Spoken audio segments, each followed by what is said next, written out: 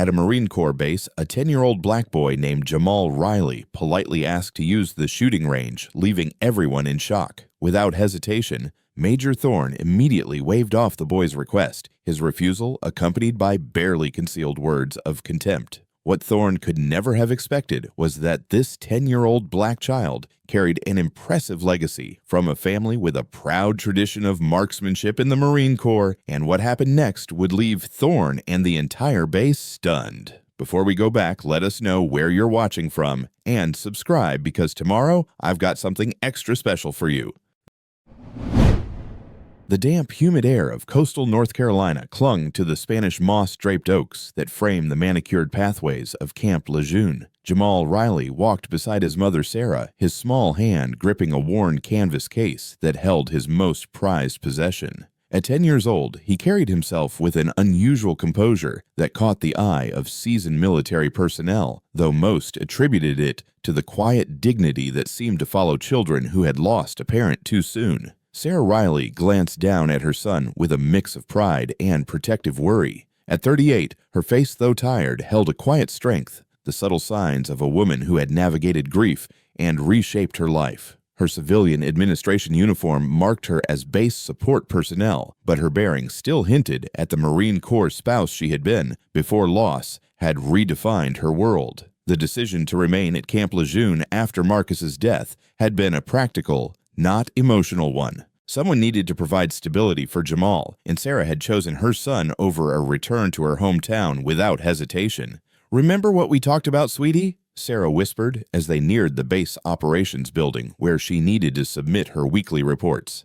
"Some people might not understand why you want to use the range today." Jamal's hand moved instinctively to touch the small silver dog tag around his neck engraved with his father's call sign, Ghost. Today marked the 3rd anniversary of Sergeant Marcus Riley's death in a classified operation somewhere in the Middle East, and Jamal had spent weeks gathering the courage to ask for permission to honor his father's memory at the Precision Marksmanship Complex, the very range where Marcus had set records that still stood on the base's unofficial leaderboards. "I understand, Mom," Jamal replied with the careful formality he had learned from military children who grew up understanding that their behavior reflected on their families. "But Dad would have wanted me to keep practicing. He always said skills fade if you don't maintain them."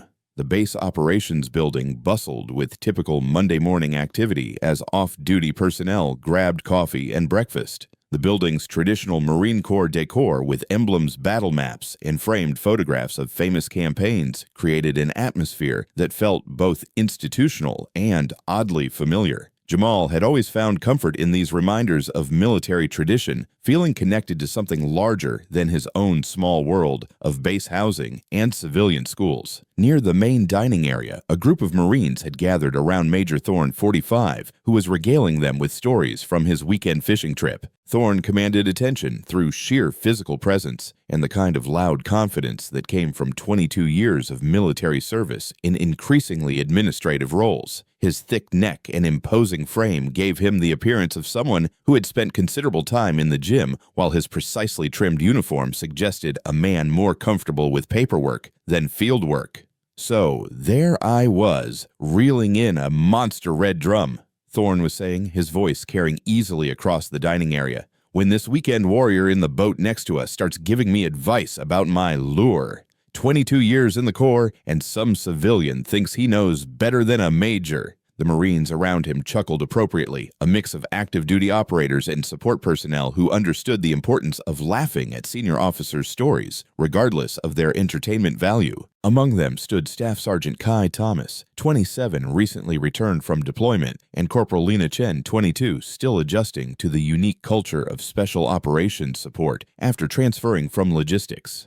Thorne's storytelling was interrupted when his gaze fell on Jamal, who had wandered slightly away from his mother to examine a display case containing historical Marine Corps artifacts near the building's entrance. The sight of the small figure studying military memorabilia with obvious fascination seemed to trigger something in Thorne's expression, his features shifting from amiable storytelling mode to something more critical and disapproving. "Well, well," Thorne said loudly enough to draw attention from other patrons. "What do we have here?" Jamal looked up from the display case, immediately recognizing the tone of voice that adults used when they were about to say something unpleasant. He had heard it often enough in the 3 years since his father's death, usually from people who thought they knew better than a child what constituted appropriate behavior for someone his age. The silver dog tag pendant caught the morning light, filtering through the windows, creating small reflections that danced across the polished floor. Thorne approached with the deliberate stride of someone accustomed to intimidating subordinates, his polished dress shoes clicking against the tile floor with military precision.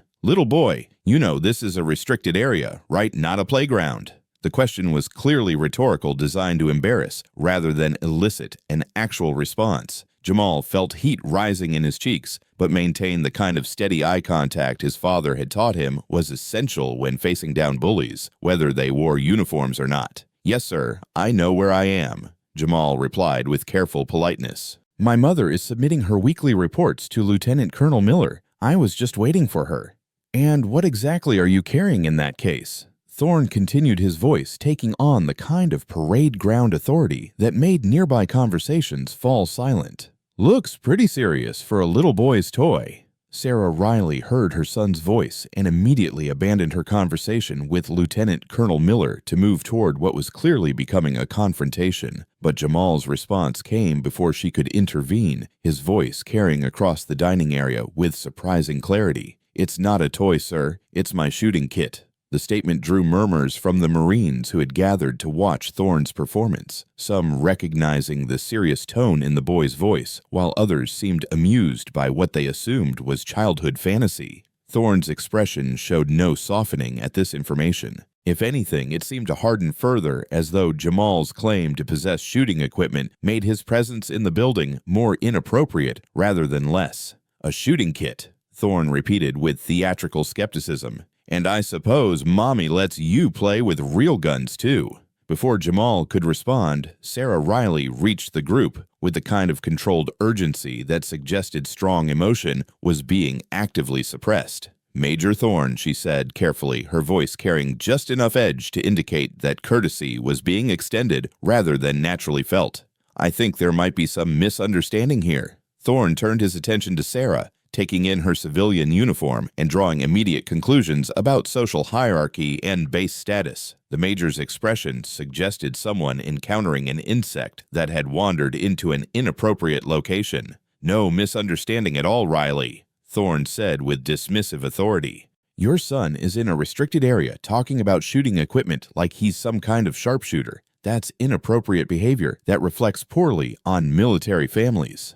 The accusation hung in the air like a challenge, and Sarah found herself caught between the desire to protect her son and the practical reality that Thorne's position on base could make their lives significantly more difficult if handled poorly. Her contracts depended on maintaining positive relationships with base command, but watching her son being publicly humiliated was testing every limit of her self-control. "Sir," Sarah said with forced calm, "Jamal has been trained in proper firearm safety and marksmanship. His father was Sergeant Marcus Riley, and he started teaching Jamal when he was 5 years old." "Marcus Riley," Thorne said slowly, as though the name meant nothing to him. "Can't say I'm familiar with any Sergeant Riley. What was his job? Logistics support, mess hall duty?"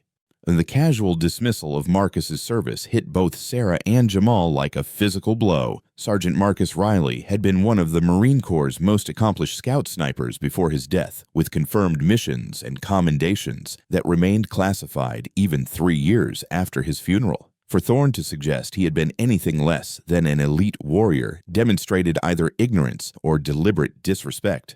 "My father was a Marine sniper," Jamal said quietly, his voice carrying the kind of controlled emotion that made several nearby Marines shift uncomfortably. "He taught me everything he knew about marksmanship." Thorne's laugh was sharp and dismissive, echoing off the building's vaulted ceiling like the crack of a whip. "A Marine sniper, right? And I suppose he was some kind of hero, too, saving the world with his amazing shooting skills." Captain David Jenkins had been sitting at a nearby table nursing his morning coffee while reviewing range schedules for the week. At 32, Jenkins served as the Precision Marksmanship Complex's safety officer, and his trained ear had caught enough of the conversation to understand that someone was making claims about marksmanship training. Jenkins's professional curiosity was piqued, but his expression grew more serious as he realized the conversation was taking on an increasingly confrontational tone.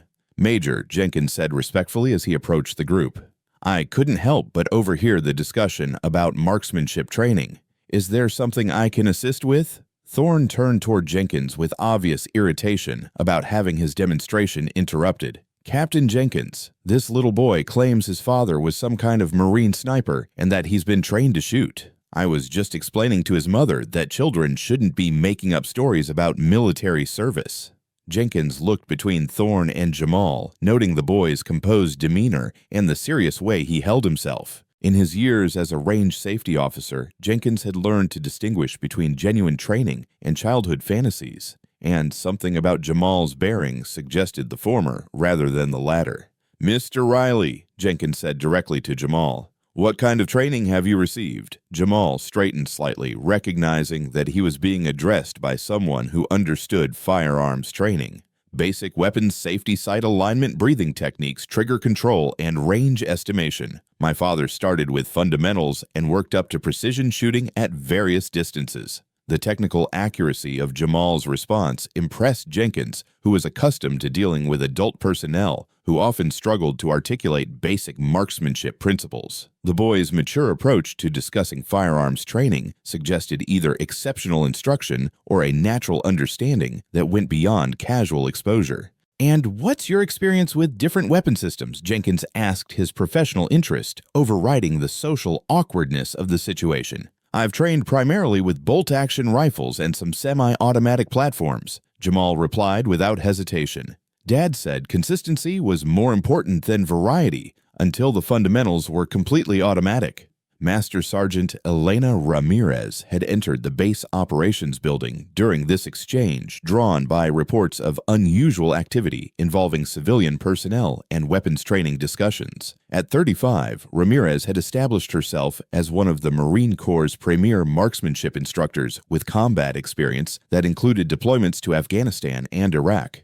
Her reputation for excellence transcended gender boundaries in the traditionally male-dominated world of military sniping. Ramirez approached the group with the measured stride of someone accustomed to evaluating situations before taking action. Her eyes moved quickly over the assembled personnel before settling on Jamal with obvious professional interest. Something about the boy's posture and the way he discussed firearms training triggered recognition in Ramirez's memory. "Sergeant Marcus Riley," Ramirez said quietly, her voice carrying just enough to be heard by the immediate group. "Ghost 7 1st Marine Division Scout Sniper Platoon. Best natural shooter I ever worked with." The identification hit Sarah Riley like an electric shock, confirming not only that Ramirez had known her husband, but that she remembered Marcus's call sign and unit designation with the kind of precision that indicated significant professional respect. Jamal's eyes widened as he realized he was meeting someone who had actually served with his father in combat operations. "You knew him," Jamal said, his voice barely above a whisper, but carrying across the suddenly quiet dining area. "I knew him," Ramirez confirmed, her expression softening as she studied Jamal's features and recognized unmistakable family resemblance. He could put 5 rounds through a quarter at 400 meters in conditions that would challenge most trained snipers. "Your father saved lives with those skills." Thorne's confident demeanor faltered slightly as Ramirez's testimony contradicted his dismissive assumptions about Marcus Riley's military service. The major found himself in the uncomfortable position of having publicly questioned the service of a decorated veteran, while a subject matter expert provided contradictory evidence. Master Sergeant Thorne said carefully, "I wasn't aware you had served with supposed sniper personnel in combat theaters." The word "supposed" carried enough edge that Ramirez's expression hardened noticeably. "Major, there was nothing supposed about Sergeant Riley's service. He was killed in action during a classified operation that I cannot discuss, but his sacrifice allowed 10 Marines to return home to their families." The confirmation of Marcus's combat record from someone with Ramirez's credentials fundamentally altered the context of the confrontation. Thorne found himself facing the reality that he had been publicly mocking the son of a war hero, while demonstrating ignorance about personnel who had served under his overall command structure. Jamal felt validation washing over him like a tide, confirming everything he had been taught to believe about his father's service and sacrifice. Having someone with Master Sergeant Ramirez's obvious expertise acknowledge Marcus's abilities provided the kind of official recognition that had been missing from 3 years of private grief and memory. Master Sergeant Jamal said with growing confidence, "Would it be possible for me to use the precision marksmanship complex today? I'd like to honor my father's memory by maintaining the skills he taught me." The request was made with such sincere respect that it took Thorne several seconds to process the implications. When understanding dawned, his expression shifted to something between amusement and outright mockery at what he perceived as a child's presumptuous demand for access to military training facilities. "Oh, really?" Thorne said with elaborate sarcasm. "The little boy wants to play soldier on a real military range. What's next? Maybe he thinks he can qualify for force recon training too." The cruel dismissal created a moment of uncomfortable silence as everyone present recognized that Thorne was crossing lines of basic decency in his treatment of a military dependent. Several Marines shifted uncomfortably, their expressions suggesting growing unease with their major's handling of what should have been a simple family matter. Ramirez stepped forward with the kind of quiet authority that came from years of training elite personnel under the most demanding conditions. "Major, if Mr. Riley has been properly trained in firearm safety and marksmanship, there's no regulation preventing him from using base facilities under appropriate supervision." "Are you seriously suggesting," Thorne said with obvious disbelief, "that we allow a 10-year-old boy to use military weapons based on his claims about training from his dead father?" The brutally dismissive reference to Marcus's death created a reaction that rippled through the assembled group like an electric shock. Sarah Riley's hands clenched into fists as she struggled to maintain the kind of control that separated civilization from violence. While Jamal's composure showed signs of strain for the first time since the confrontation began, Major Thorne Ramirez said with dangerous quiet, "I suggest you reconsider both your tone and your assumptions about Mr. Riley's capabilities." Before Thorne could respond to what was clearly a warning from a senior enlisted person to a commissioned officer, Jamal made a decision that would change everything for everyone present. "Major Thorne," he said, with a kind of calm certainty that cut through all the adult posturing and institutional politics, "if you don't believe my father taught me anything useful, I'd be happy to demonstrate what I learned." The offer was made with such straightforward sincerity that it took Thorne several seconds to understand that a 10-year-old boy was challenging him to put his skepticism to a practical test. When the implications became clear, his expression shifted to something approaching cruel delight as he recognized an opportunity to decisively humiliate both the Riley family and anyone who had suggested taking the boy's claims seriously. "You know what?" Thorne said with the kind of theatrical enthusiasm that typically preceded someone's public destruction. "I think that's an excellent idea. Let's see exactly what kind of training a little boy received from his supposedly expert father." Captain Jenkins felt his professional obligations colliding with his growing discomfort about the direction this confrontation was heading. "Major, if we're going to do this, it needs to be under proper safety protocols with appropriate supervision." "Absolutely," Thorne agreed with obvious satisfaction. "Full safety protocols, proper supervision, and witnesses to document exactly what happens when children try to play with adult weapons." Ramirez caught Jamal's eye and saw in the boy's expression the same focused determination that had characterized Marcus Riley's approach to impossible challenges. "Mr. Riley, are you certain you want to do this? Once we get to the range, there won't be any backing down." Jamal looked up at his mother, seeing in her expression the same conflict that had defined much of their relationship since Marcus's death. Sarah wanted to protect him from exactly this kind of public scrutiny, but she also understood that backing down now would validate every dismissive assumption Thorne had made about their family's military legacy. "Mom," Jamal said quietly, "it's okay. I want to do this." Sarah studied her son's face, seeing in his features the same determined expression that Marcus had worn when facing impossible odds in situations where failure meant death. The resemblance was so strong it made her chest tighten with grief and pride in equal measure. "All right." Sarah nodded slowly, then turned toward Thorne with a new edge in her voice that suggested the Major might want to reconsider his assumptions. "Let's go to the range." As the impromptu group began moving toward the base operations building exit, Jamal walked beside Master Sergeant Ramirez with obvious eagerness to learn from someone who had known his father personally. He was about to demonstrate abilities that most people would find difficult to believe, but for Jamal, it felt like coming home to something that had always been part of his identity. The morning humidity was beginning to lift as they stepped outside, revealing the expansive training ground stretching endlessly toward the horizon. In a few minutes, Jamal would be standing at the Precision Marksmanship Complex with a rifle in his hands, finally given the opportunity to honor his father's memory in the most meaningful way he knew how. Thorne's laughter echoed across the base courtyard as he shared predictions about the upcoming humiliation he was about to deliver to the Riley family with anyone within earshot. He had no idea that he was walking toward a demonstration that would fundamentally challenge everything he thought he knew about talent respect and the true meaning of military excellence. The Precision Marksmanship Complex sprawled across a natural valley between two coastal ridges, its concrete firing positions and steel target frameworks creating geometric patterns against the wild North Carolina landscape. The facility could accommodate everything from basic pistol qualification to advanced sniper training, with lanes extending from 25 meters out to an impressive 800 meters through the rolling terrain that connected Camp Lejeune to broader training areas. The unusual procession walking toward the range attracted curious glances from personnel conducting routine maintenance and training activities. Master Sergeant Ramirez led the group with the purposeful stride of someone who had spent years moving between combat zones and training facilities, while Major Thorne maintained his position of authority through sheer physical presence and increasingly loud commentary about what he expected to witness.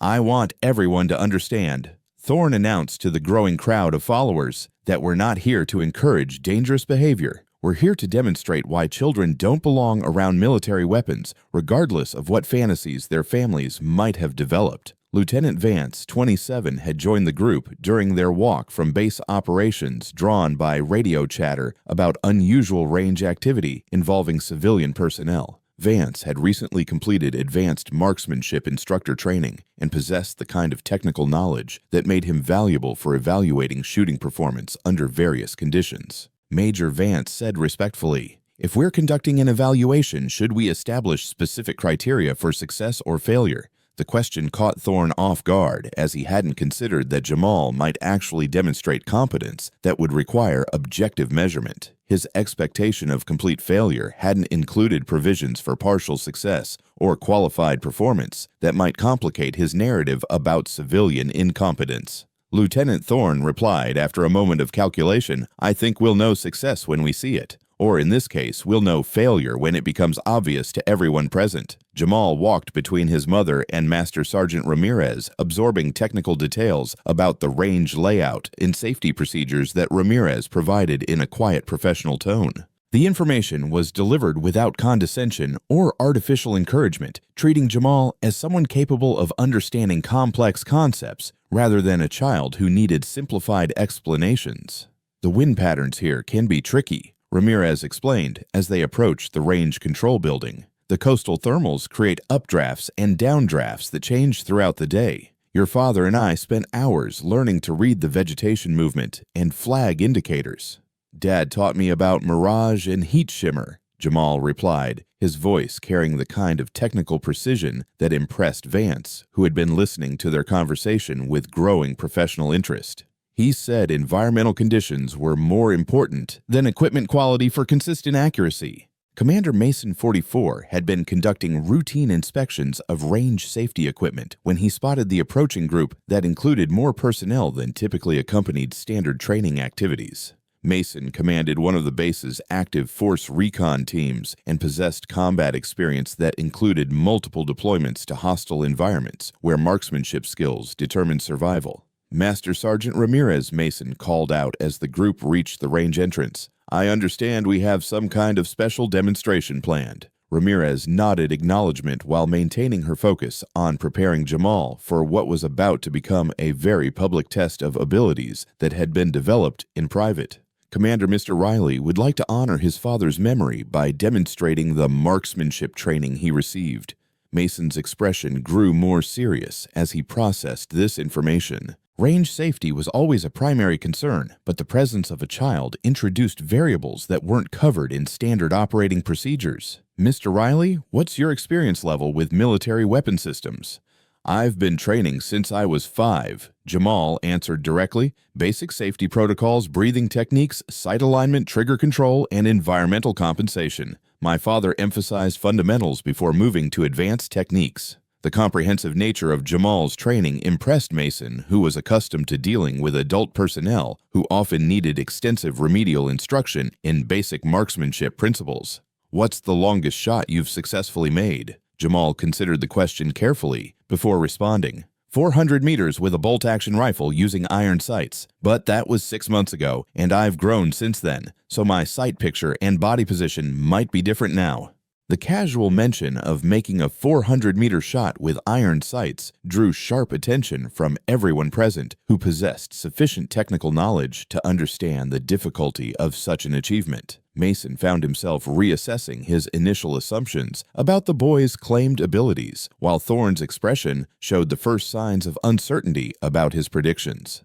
Chief Gunnery Sergeant Miller, 45, had been observing this preliminary evaluation from his position near the range control tower. Miller had established himself as one of the Marine Corps' most experienced marksmanship instructors, with a reputation for developing struggling shooters into competent marksmen through patient instruction and attention to individual learning styles. Commander Mason Miller said as he approached the group, "If we're going to evaluate civilian shooting abilities, we should follow modified safety protocols that account for age and experience variables." Mason recognized the wisdom in Miller's recommendation, understanding that child-specific safety measures would protect both Jamal and the institutional credibility of everyone involved in the demonstration. "Chief Miller, I want you to conduct a preliminary safety evaluation before we allow any weapons handling." "Understood, sir," Miller replied, then turned toward Jamal with the kind of patient professionalism that had made him effective with thousands of students over his career.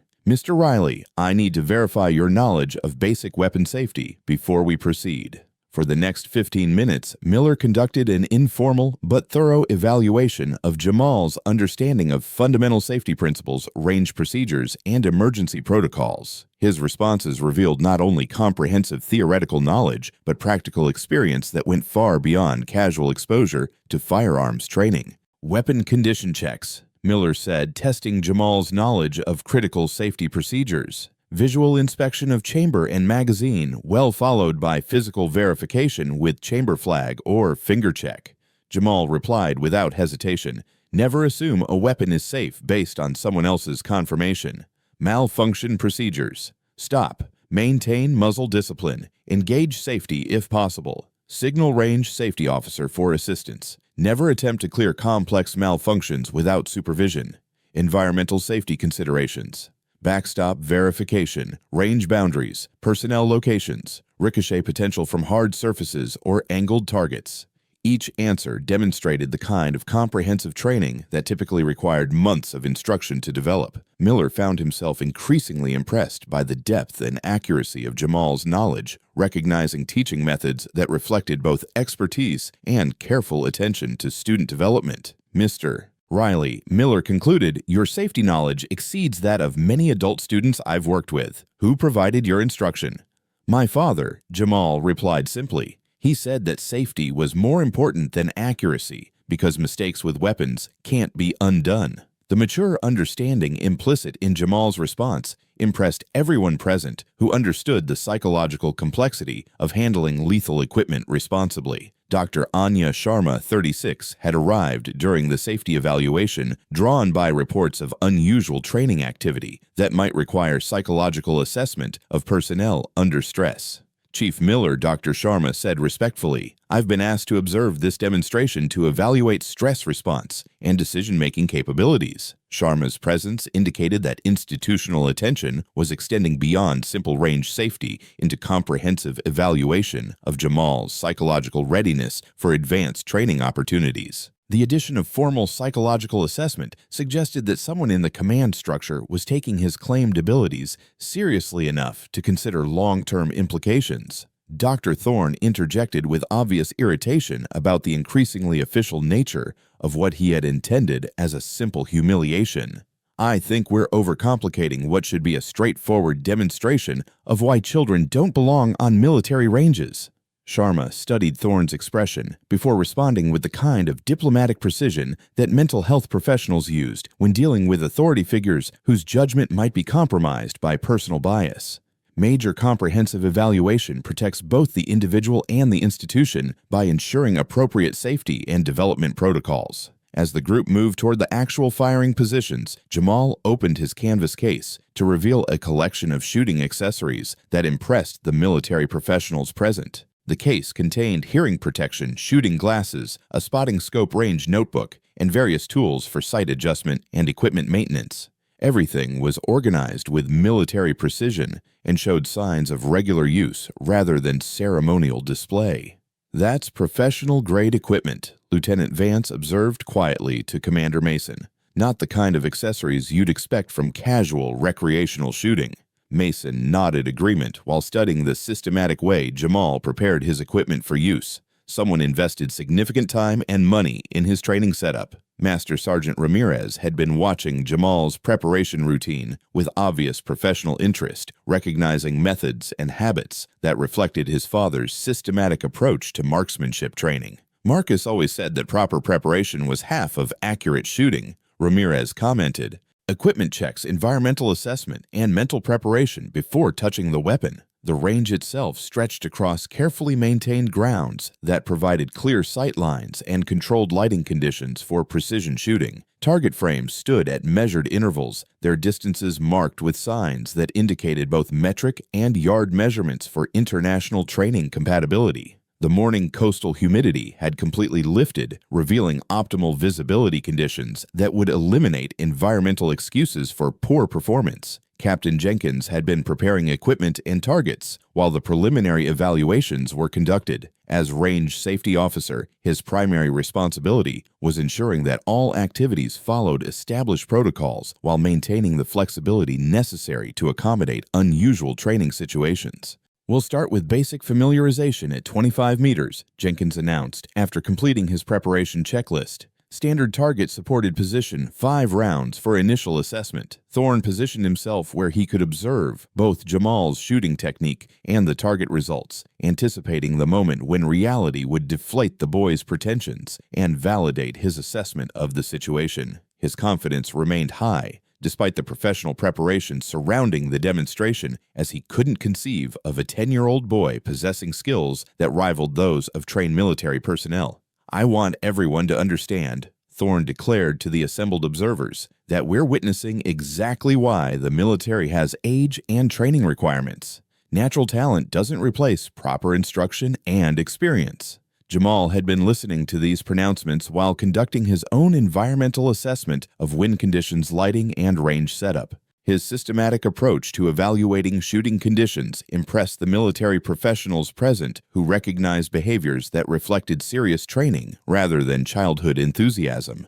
"The thermal activity is minimal this morning," Jamal observed to Master Sergeant Ramirez. "Wind flags indicate consistent left-to-right movement at approximately 3 miles per hour. Should be favorable conditions for precision work." Ramirez smiled slightly at Jamal's technical assessment, remembering similar conversations with Marcus Riley in far more dangerous environments where such observations determined mission success or failure. "Your father would be proud of your situational awareness." As Jenkins completed the final safety checks and target setup, Jamal settled into a supported prone position behind the M16 rifle that had been selected for the initial demonstration. His body alignment and weapon handling showed none of the hesitation or uncertainty that typically characterized first-time shooters, instead displaying the fluid competence that came from hundreds of hours of careful practice. The silence that settled over the precision marksmanship complex held the weight of institutional skepticism and family honor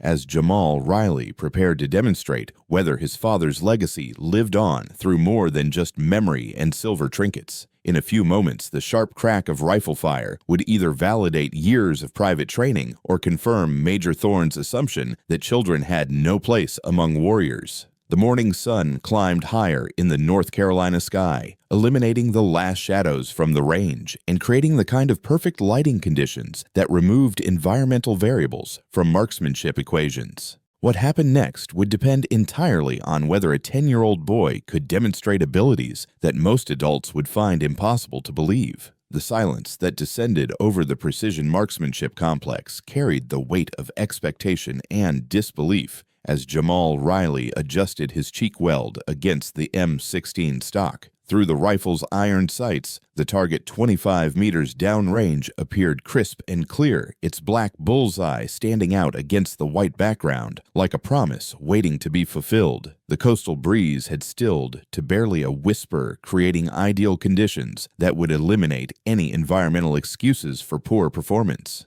"Take your time, Mr. Riley," Captain Jenkins said quietly from his position as range safety officer. "There's no rush, and remember that everyone here wants you to succeed safely." Jamal's breathing had already settled into the controlled rhythm his father had drilled into him during countless weekend training sessions, the 4-count cycle that Marcus Riley had learned in sniper school and passed down to his son like a family heirloom.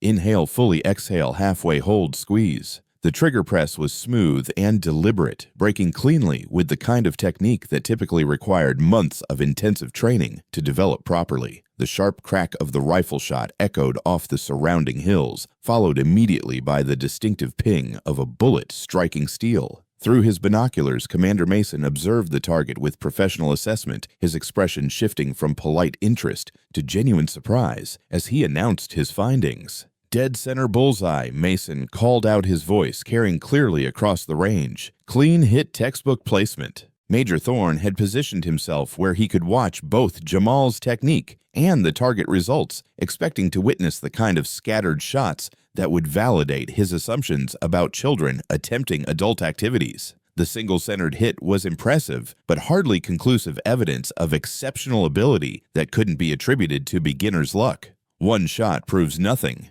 Thorne declared with confident dismissal. "Anyone can get lucky once with proper equipment and favorable conditions." Master Sergeant Ramirez stepped forward with the calm authority that came from years of training elite marksmen under combat conditions. "Mr. Riley, would you be comfortable firing a complete qualification string, 5 rounds, standard scoring measured group size?" "Yes, ma'am," Jamal replied without lifting his eye from the sight picture. The formal military address drew approving nods from the personnel present, demonstrating respect for rank that went beyond surface politeness and reflected genuine understanding of military culture. What followed silenced every skeptical comment and dismissive prediction that had been voiced since the confrontation began at base operations. Jamal's second shot struck within inches of the first, followed by 3 more rounds that created a grouping so tight it appeared to be a single enlarged hole in the target center ring.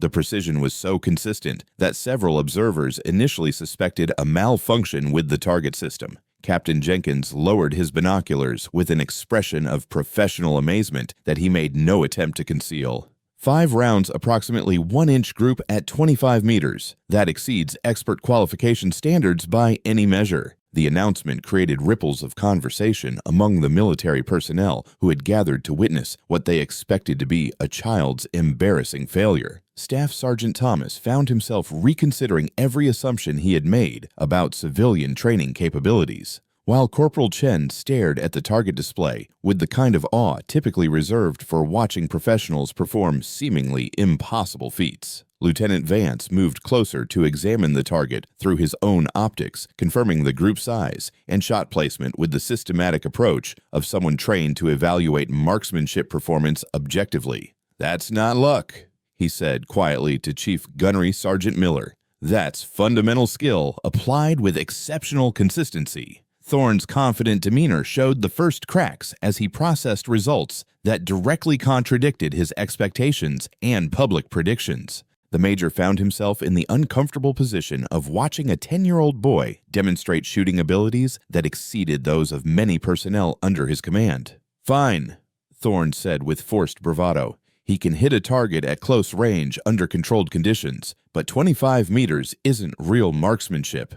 Any recruit can be taught to group shots when the target is practically close enough to touch." Dr. Anya Sharma had been observing Jamal's performance with clinical interest, noting his psychological response to both success and continued skepticism. The boy's emotional regulation under public scrutiny impressed someone whose job involved evaluating personnel under various stress conditions. Major Dr. Sharma interjected diplomatically. "Mr. Riley's performance demonstrates both technical competence and appropriate stress management. Perhaps we should consider what distance would provide a more comprehensive evaluation." The question was clearly designed to put Thorne in the position of either backing down from his challenge or escalating to distances where failure would be more likely and less embarrassing for everyone involved. Thorne's pride wouldn't allow him to retreat from the confrontation he had initiated, regardless of the mounting evidence that his assumptions might be fundamentally flawed. "Real marksmen qualify at 300 meters, Thorne announced with the kind of authority that made retreat impossible. "If he's genuinely skilled, let's see how he performs at a distance where environmental factors and technical precision actually matter." Master Sergeant Ramirez turned toward Thorne with the patient expression of an instructor dealing with a particularly stubborn student who refused to acknowledge obvious evidence. Major 300-meter shooting requires different equipment, more complex sight adjustments, and environmental compensation that challenges experienced marksmen. "Exactly my point," Thorne replied with satisfaction. "Let's separate genuine skill from beginner's luck by testing his abilities under conditions that require real expertise." Jamal lifted his head from the rifle scope for the first time since beginning his demonstration, looking toward his mother with a questioning expression that sought permission rather than validation. Sarah Riley felt her throat tighten as she recognized in her son's face the same focused determination that had characterized Marcus's approach to impossible challenges in hostile environments. "Jamal," Sarah said quietly, "you don't have to prove anything more to anyone." "I know, Mom," he replied with gentle firmness that reminded him powerfully of his father's voice during their final conversation before Marcus's last deployment. "But I want to show them what Dad taught me." Commander Mason found himself caught between institutional responsibility and growing curiosity about Jamal's actual capabilities. The boy's performance at 25 meters had been genuinely impressive, but 300-meter shooting involved technical complexities that challenged even experienced military marksmen. "Mr. Riley," Mason said carefully, "extended range shooting requires advanced equipment and procedures. The sight adjustments are more complex, wind becomes a significant factor, and small errors in technique are magnified dramatically." "I understand, sir," Jamal replied respectfully. "My father taught me about ballistic calculation, wind reading, and environmental compensation. He said that precision shooting was 90% mental discipline and 10% physical technique."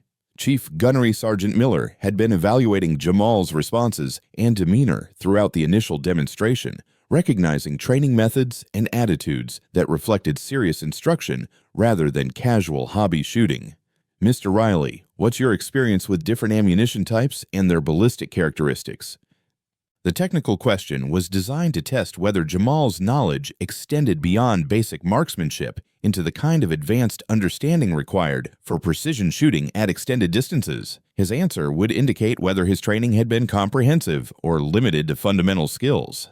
"Match-grade ammunition provides better consistency than military ball ammunition," Jamal replied without hesitation. "Bullet weight affects trajectory and wind drift, with heavier bullets generally providing better performance in crosswinds, but requiring more elevation adjustment for longer distances." The casual precision of his ballistic knowledge impressed everyone present who possessed sufficient technical background to evaluate its accuracy. Lieutenant Vance exchanged a meaningful glance with Commander Mason, both recognizing that Jamal's understanding far exceeded what would be expected from recreational training or casual instruction. Captain Jenkins had been preparing the 300-meter range while listening to the technical discussion, understanding that institutional credibility was now at stake regardless of Jamal's performance. "The equipment is ready for extended range work," Jenkins announced. "We have a bolt-action rifle with variable power scope shooting rest and wind measurement devices." As the group moved toward the longer-range facility, Jamal walked beside Master Sergeant Ramirez with obvious eagerness to learn from someone who had worked alongside his father in combat situations. "Master Sergeant, did my father ever talk about teaching me advanced marksmanship?" "He talked about you constantly," Ramirez replied with a slight smile that transformed her typically serious expression. "Marcus was incredibly proud of your natural ability, but he was also concerned about ensuring you understood the ethical responsibilities that come with lethal skills." The mention of ethical considerations demonstrated that Marcus's training had extended beyond technical instruction into moral development, addressing the psychological complexity of possessing abilities that could cause harm if misused. Dr. Anya Sharma noted this aspect of Jamal's background as potentially significant for evaluating his psychological readiness for advanced training opportunities. "Your father understood that exceptional marksmanship comes with obligations," Ramirez continued as they approached the extended range facility. "He wanted you to develop both the skill and the judgment necessary to use those abilities appropriately." The 300-meter range stretched across a natural depression in the coastal terrain, with target frameworks positioned at precise distances and marked with range indicators that accounted for both metric and imperial measurements. The setup required more sophisticated equipment than the basic range, including wind measurement devices and spotting scopes that could accurately assess shot placement at extended distances. Major Thorne had been observing the professional preparations with growing unease about the direction events were taking. What had begun as an opportunity to humiliate a presumptuous child was evolving into a formal evaluation that might produce results he wasn't prepared to acknowledge or accept. "I want everyone to understand," Thorne announced to the growing crowd of observers, "that we're about to demonstrate exactly why military training requirements exist. Complex skills can't be learned through casual instruction regardless of family connections or natural talent." Lieutenant Vance had been configuring the bolt-action rifle and variable power scope, while Captain Jenkins established the target and safety protocols for extended range work. The equipment represented a significant step up in complexity from the basic rifle used for the initial demonstration, requiring more sophisticated sight adjustment and environmental compensation techniques. "Mr. Riley," Vance said as he completed the rifle preparation, "this system requires different sight alignment and trigger technique than the weapon you used earlier. Would you like a few minutes to familiarize yourself with the equipment?" Jamal approached the rifle with the same systematic attention to detail he had demonstrated throughout the morning, examining the scope adjustment mechanisms and bolt operation with the kind of methodical assessment that impressed military professionals present. His handling of the unfamiliar weapon showed confidence without recklessness, suggesting training that had emphasized adaptability rather than dependence on specific equipment. "The scope is set for 200 meters, Jamal observed after examining the elevation adjustment. "I'll need to compensate for the additional 100 meters plus wind drift from the current left to right movement." The technical accuracy of his assessment drew nods of approval from the experienced marksman present, who recognized that Jamal was approaching the challenge with the kind of systematic analysis that separated competent shooters from those who relied on luck or favorable conditions.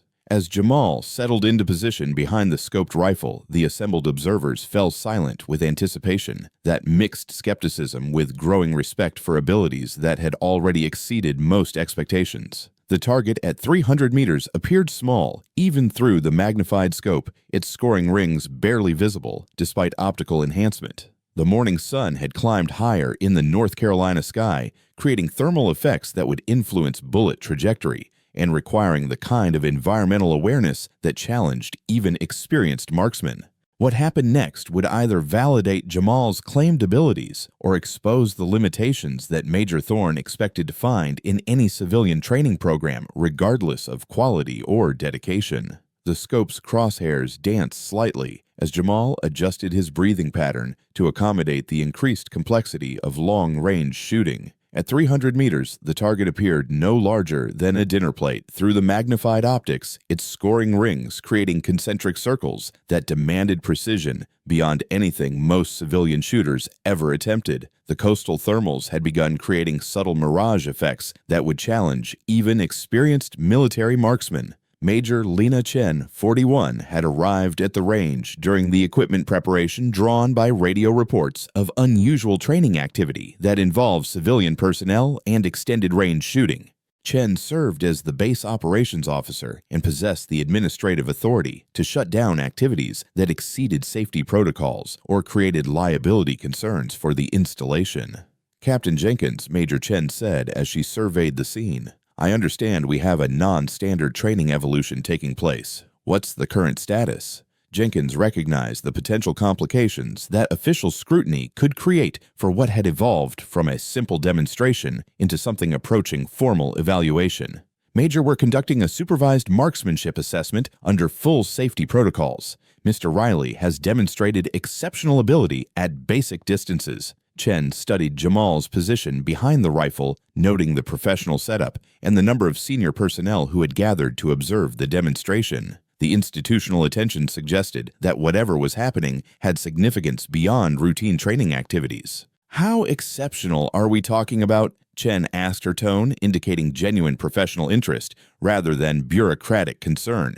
"1-inch group at 25 meters, Lieutenant Vance replied before anyone could downplay Jamal's performance. 5 rounds iron sights, textbook technique. The specific measurement impressed Chen, who possessed sufficient marksmanship background to understand that such precision exceeded the capabilities of most military personnel, regardless of training level or experience. Her expression shifted from administrative caution to professional curiosity about what other surprises this unusual morning might produce. Jamal had been conducting his own assessment of environmental conditions while the adults discussed institutional protocols. The wind flags indicated consistent movement from the southwest at approximately 5 miles per hour, requiring a 2-minute correction to the right for proper bullet placement. The mathematical calculation was complex enough that most adult shooters would need written formulas or electronic aids to determine proper compensation. "Master Sergeant Ramirez," Jamal said quietly,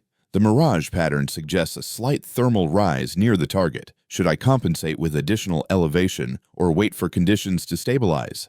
The technical sophistication of the question impressed everyone within hearing range who understood advanced marksmanship principles. Ramirez smiled slightly as she recognized Marcus Riley's systematic teaching methods reflected in his son's analytical approach to challenging shooting conditions. "What does your training tell you about thermal effects on bullet trajectory?" Ramirez replied, turning the question back to Jamal rather than providing direct instruction. "Rising thermals lift the bullet's path slightly, requiring less elevation adjustment than standard calculations would indicate." Jamal answered without hesitation. "Dad taught me to reduce elevation by approximately half a minute when mirage patterns show significant vertical movement." Commander Mason had been listening to this exchange with growing amazement at the depth of Jamal's technical knowledge. The boy's understanding of environmental compensation exceeded that of many personnel who had completed formal sniper training programs under military instruction. "Mr. Riley," Mason said with obvious respect, "that's graduate-level marksmanship theory. How did your father teach you such advanced concepts?" "He said that understanding the science made the shooting more predictable," Jamal replied while making final sight adjustments based on his environmental assessment. "If you know why bullets behave certain ways, you can compensate for conditions instead of just guessing." Dr. Anya Sharma had been observing Jamal's psychological response to increasing pressure and technical complexity, noting that his stress levels seemed to decrease rather than increase as the challenges became more demanding. The counterintuitive reaction suggested someone who found comfort in familiar activities rather than anxiety about performance expectations. Major Thorne positioned himself where he could observe both Jamal's shooting technique and the target results, still confident that 300 meters would expose the limitations he expected to find in any civilian training program. The technical discussion impressed him, despite his skepticism, but he remained convinced that actual performance would fall short of the theoretical knowledge being demonstrated. "All this scientific theory is fascinating," Thorne announced with obvious impatience.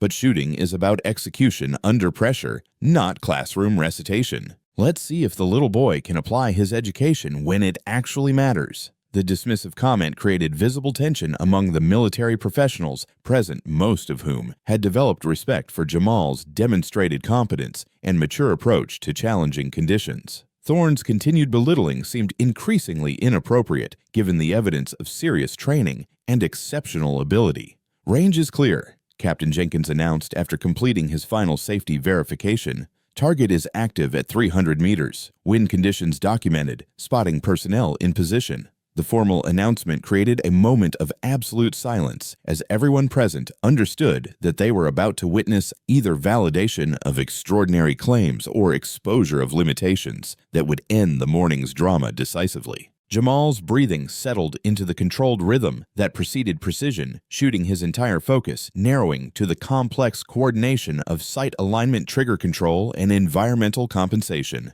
The shot that followed was preceded by several seconds of complete stillness as Jamal made microscopic adjustments to his sight picture and body position. When the rifle fired, the sound seemed sharper and more authoritative than the previous demonstrations, as though the weapon itself recognized the precision being demanded of it. Through his spotting scope, Chief Gunnery Sergeant Miller tracked the bullet's path to the target with professional interest that quickly transformed into genuine astonishment. "Dead center bullseye," he announced, his voice carrying a note of disbelief that made several observers check their own optics to confirm the impossible result. "Approximate deviation from point of aim, 0. The announcement created a moment of stunned silence as the implications of Jamal's performance settled over the assembled group like a revelation that challenged fundamental assumptions about talent training and the limitations of youth. Major Chen found herself staring at the target through her binoculars, desperately seeking some explanation for results that exceeded the capabilities of most trained snipers. "That's not possible," Thorne said flatly, his voice carrying the kind of denial that people used when confronted with evidence that contradicted their core beliefs. "There must be an error in target placement or measurement." Lieutenant Vance had been recording shot data with the systematic precision required for official documentation, understanding that extraordinary claims required extraordinary evidence to support institutional credibility. "Major, the target placement has been verified by multiple observers using calibrated equipment. The shot placement is accurate as reported." Before Thorne could challenge the measurement procedures, Commander Mason stepped forward with the kind of quiet authority that came from years of leading personnel in life and death situations. "Mr. Riley, would you be willing to repeat that performance? One shot doesn't constitute definitive proof of consistent ability." Jamal looked up from the rifle scope with calm acceptance that suggested he had expected this challenge. "How many shots would you like me to fire, Commander?" The question was asked with such straightforward confidence that it took Mason several seconds to formulate a response that would satisfy his need for comprehensive evaluation while maintaining realistic expectations for what any shooter could accomplish under public scrutiny. 5 rounds, Mason decided. Standard precision shooting string, measured group size, documented conditions. "I understand," Jamal replied, settling back into position with movements that had become increasingly fluid and professional as the morning progressed. 5 rounds for group measurement. What followed was a display of precision shooting that exceeded even Master Sergeant Ramirez's expectations based on her knowledge of Marcus Riley's exceptional abilities. Each shot struck within the target's center ring, creating a grouping so tight that individual bullet holes were difficult to distinguish, even through high-powered optics. When Chief Gunnery Sergeant Miller announced the final results, his voice carried the kind of professional reverence typically reserved for witnessing genuinely historic performance. 5 rounds total group size, approximately 1½ inches at 300 meters. That exceeds advanced sniper qualification standards. The silence that followed this announcement was profound and uncomfortable, as everyone present processed the reality that they had just witnessed a 10-year-old boy demonstrate marksmanship skills that surpassed those of elite military personnel. The implications extended far beyond simple family pride into questions about talent identification training methods and institutional assumptions about capability development. Major Chen found herself confronting data that challenged everything she thought she understood about marksmanship development and age-related limitations. "Chief Miller, are you certain about those measurements?" "Verified by multiple observers using calibrated equipment," Miller confirmed. The performance is documented and consistent with advanced precision shooting standards. Major Thorne stared at the target through his binoculars with an expression that suggested someone watching their entire worldview collapse in real time. The confident predictions he had made about civilian incompetence and childish fantasies now seemed not just wrong, but embarrassingly ignorant of capabilities that exceeded his own institutional experience. Dr. Anya Sharma had been documenting Jamal's psychological responses throughout the demonstration, noting that his stress indicators remained remarkably stable despite the increasing pressure and public scrutiny. The boy's emotional regulation under challenging conditions impressed someone whose job involved evaluating personnel for high-stress assignments. "Mr. Riley," Dr. Sharma said with genuine professional admiration, "your performance demonstrates exceptional stress management along with technical competence. How do you maintain focus under pressure?" "My father taught me that shooting was like meditation," Jamal replied while beginning the systematic process of making his rifle safe. "If you focus on the process instead of the results, the pressure becomes less important than the technique." The philosophical sophistication of his response impressed everyone present, who understood the psychological complexity of performing under scrutiny. Jamal's ability to maintain perspective during public evaluation suggested maturity that extended far beyond his chronological age. Master Sergeant Ramirez approached Jamal's position with obvious pride, mixed with concern about the institutional attention such abilities would inevitably attract. "Outstanding shooting, Mr. Riley. Your father would be incredibly proud of what you've accomplished." Before Jamal could respond to this emotional validation, the demonstration was interrupted by the distinctive sound of approaching helicopter rotors that announced the arrival of personnel whose presence would transform the morning's events from local curiosity into something with far-reaching implications for everyone involved. "Unscheduled aircraft inbound," Captain Jenkins announced after receiving radio notification from base operations. "Pentagon identification codes priority clearance." The unexpected arrival of high-level authority suggested that reports of Jamal's performance had somehow reached decision-makers, whose attention indicated either significant opportunities or serious complications for the Riley family. As the helicopter descended toward the base landing zone, everyone present understood that the morning's demonstration had attracted notice from levels of command that could reshape Jamal's entire future. Major Thorne watched the approaching aircraft with growing anxiety about how his handling of the situation would be characterized in official reports and command briefings. His confident dismissal of Jamal's abilities had been completely undermined by his performance, leaving him in the uncomfortable position of explaining why he had publicly challenged a child whose skills exceeded those of most personnel under his command. The rotor wash from the landing helicopter created swirling dust clouds across the precision marksmanship complex as the morning's informal demonstration transformed into something that would require official documentation and institutional response.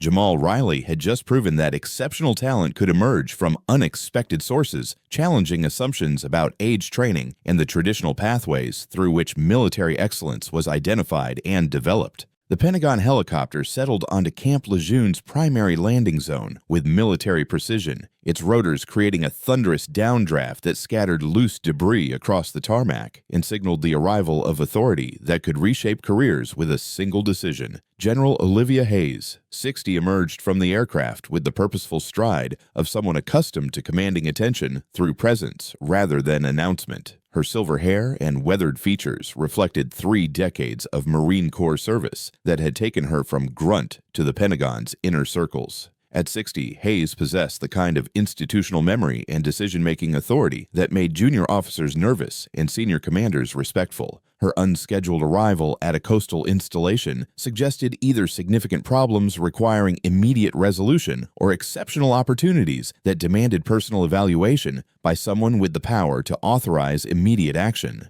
Major Chen intercepted the general's party at the helicopter landing zone with a kind of crisp military bearing that reflected both respect for superior authority and anxiety about explaining unusual base activities to Pentagon-level officials without advanced preparation or formal briefing materials. "General Hayes," Major Chen said with careful formality, "welcome to Camp Lejeune. I'm Major Chen Base Operations Officer. We weren't expecting your arrival, ma'am." Hayes studied Chen's expression with the evaluating gaze of someone trained to assess institutional climate and command effectiveness through brief interactions with personnel at various levels. Major, I received some extraordinary reports about marksmanship activities involving civilian personnel. I need to speak with the individuals responsible immediately. The general's direct approach eliminated any possibility of bureaucratic delay or diplomatic misdirection, making it clear that her visit related specifically to Jamal's demonstration rather than routine inspection activities. Chen felt her stomach tighten as she realized that local base activities had somehow generated attention at the highest levels of military command.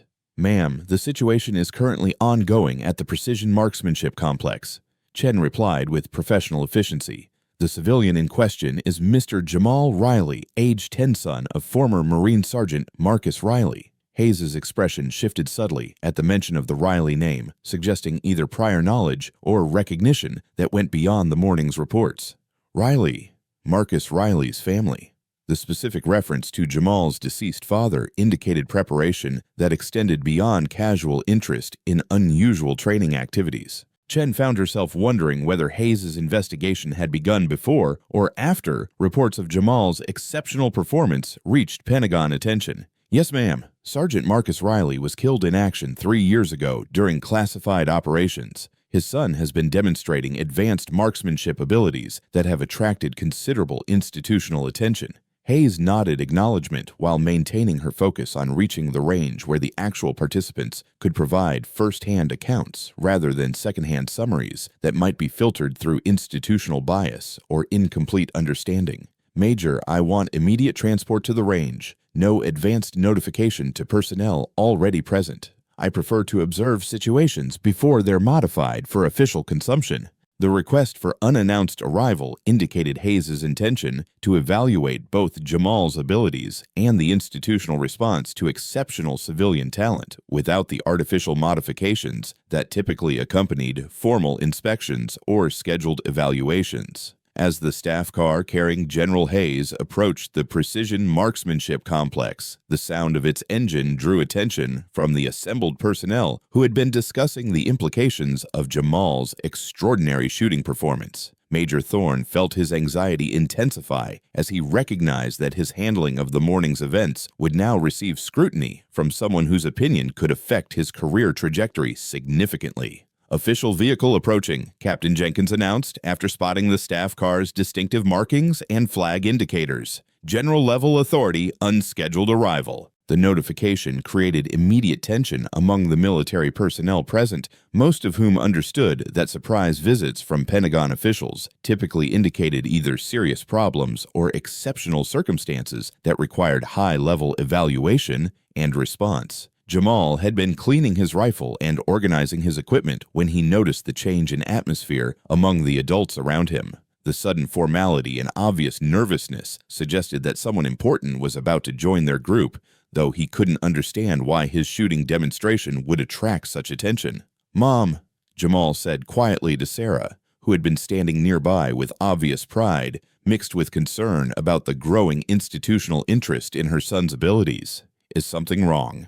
Sarah recognized the signs of approaching official scrutiny that could transform their private family matter into a public institutional issue beyond their control. "Nothing's wrong, sweetie. Just remember what your father taught you about dealing with authority figures respectfully and honestly." General Hayes stepped out of the staff car and immediately began assessing the scene with professional interest that took in personnel positioning equipment setup and the general atmosphere of tension that accompanied her unannounced arrival. Her gaze settled on Jamal with particular attention, studying the boy's composure and bearing under circumstances that would challenge most adults. Commander Mason recognized his responsibility to brief the arriving general on the morning's activities, understanding that accurate information would be crucial for whatever decisions were about to be made regarding Jamal's situation and future opportunities. "General Hayes," Mason said with respectful formality, "I'm Commander Mason Force Recon Team Leader. We've been observing Mr. Riley's marksmanship demonstration under controlled safety conditions." Hayes studied Mason's expression, noting the obvious respect in his voice when referring to Jamal's performance. "Commander, what exactly have you observed that warranted Pentagon notification?" Ma'am, Mr. Riley has demonstrated precision shooting that exceeds advanced sniper qualification standards. 1.5-inch groups at 300 meters, consistent shot placement, professional technique, and safety procedures. The specific measurements impressed Hayes, who possessed sufficient technical background to understand that such performance represented exceptional ability, regardless of the shooter's age or background. Her expression grew more serious as she processed implications that extended beyond simple family pride into questions about talent identification and development programs. "Where is Mr. Riley now?" Hayes asked, her tone indicating immediate interest in direct evaluation rather than continued secondhand reports. "Right here, ma'am," Jamal said, quietly stepping forward with the kind of respectful attention that military children learned early in their development. "I'm Jamal Riley." Hayes studied Jamal's face with obvious professional interest, noting family resemblances that triggered recognition based on classified personnel files and service records that most people would never see. The general's expression softened slightly as personal knowledge intersected with official responsibilities. "Mr. Riley," Hayes said with surprising gentleness, "I understand you've been honoring your father's memory through marksmanship training. Your performance today has been remarkable." "Thank you, ma'am," Jamal replied with careful formality. "My father taught me that exceptional abilities come with responsibilities to use them properly." The mature response impressed Hayes, who had observed many adult personnel struggle with the ethical complexity of possessing lethal skills. Jamal's understanding of moral obligations suggested training that had extended beyond technical instruction into character development. Master Sergeant Ramirez approached the group with obvious recognition of General Hayes's identity and significance, understanding that her presence indicated institutional interest that could provide opportunities far beyond anything previously available to the Riley family. General Hayes, Ramirez said respectfully, "I served with Sergeant Riley during Operation Enduring Freedom. His son has inherited exceptional natural ability that exceeds even his father's remarkable skills." Hayes turned toward Ramirez with the kind of attention that indicated professional interest in expert testimony from someone whose credibility was beyond question. "Master Sergeant, you've observed both father and son. How would you compare their capabilities?" "Ma'am, Marcus Riley was the finest natural shooter I've ever worked with. His son demonstrates the same instinctive understanding of marksmanship principles, but with technical knowledge that suggests more systematic training than most military personnel receive." The comparison provided context that helped Hayes understand the significance of what she was witnessing while raising questions about how such exceptional abilities should be developed and utilized within existing military frameworks. Dr. Anya Sharma had been observing Hayes's interaction with Jamal, noting the general's obvious interest in psychological as well as technical aspects of the boy's development. "General, I've been conducting informal evaluation of Mr. Riley's stress response and decision-making capabilities. His psychological profile suggests exceptional maturity and emotional regulation." Hayes acknowledged Sharma's assessment while maintaining her primary focus on understanding Jamal's actual capabilities and potential for further development. "Doctor, what's your professional recommendation regarding advanced training opportunities?" "Ma'am, Mr. Riley demonstrates readiness for accelerated development programs provided they maintain appropriate balance with normal adolescent experiences and educational requirements." The professional endorsement from multiple experts provided Hayes with a comprehensive evaluation she needed to make informed decisions about institutional response to exceptional civilian talent that had been identified through unusual circumstances. Major Thorne had been standing at the periphery of these discussions, recognizing that his confrontational approach to Jamal's initial request had been completely undermined by subsequent events. His position as base commander required him to address the general directly, despite his growing discomfort about explaining his earlier behavior.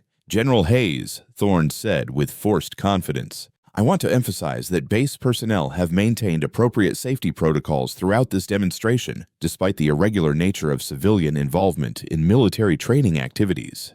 Hayes turned toward Thorne with the kind of measuring gaze that experienced flag officers used when evaluating subordinates whose judgment might be questionable. "Major, I understand you were initially skeptical about Mr. Riley's claimed abilities." The carefully neutral phrasing couldn't disguise Hayes' awareness that Thorne had publicly ridiculed Jamal before witnessing his exceptional performance. The general's tone suggested that leadership evaluation was occurring alongside assessment of Jamal's talents.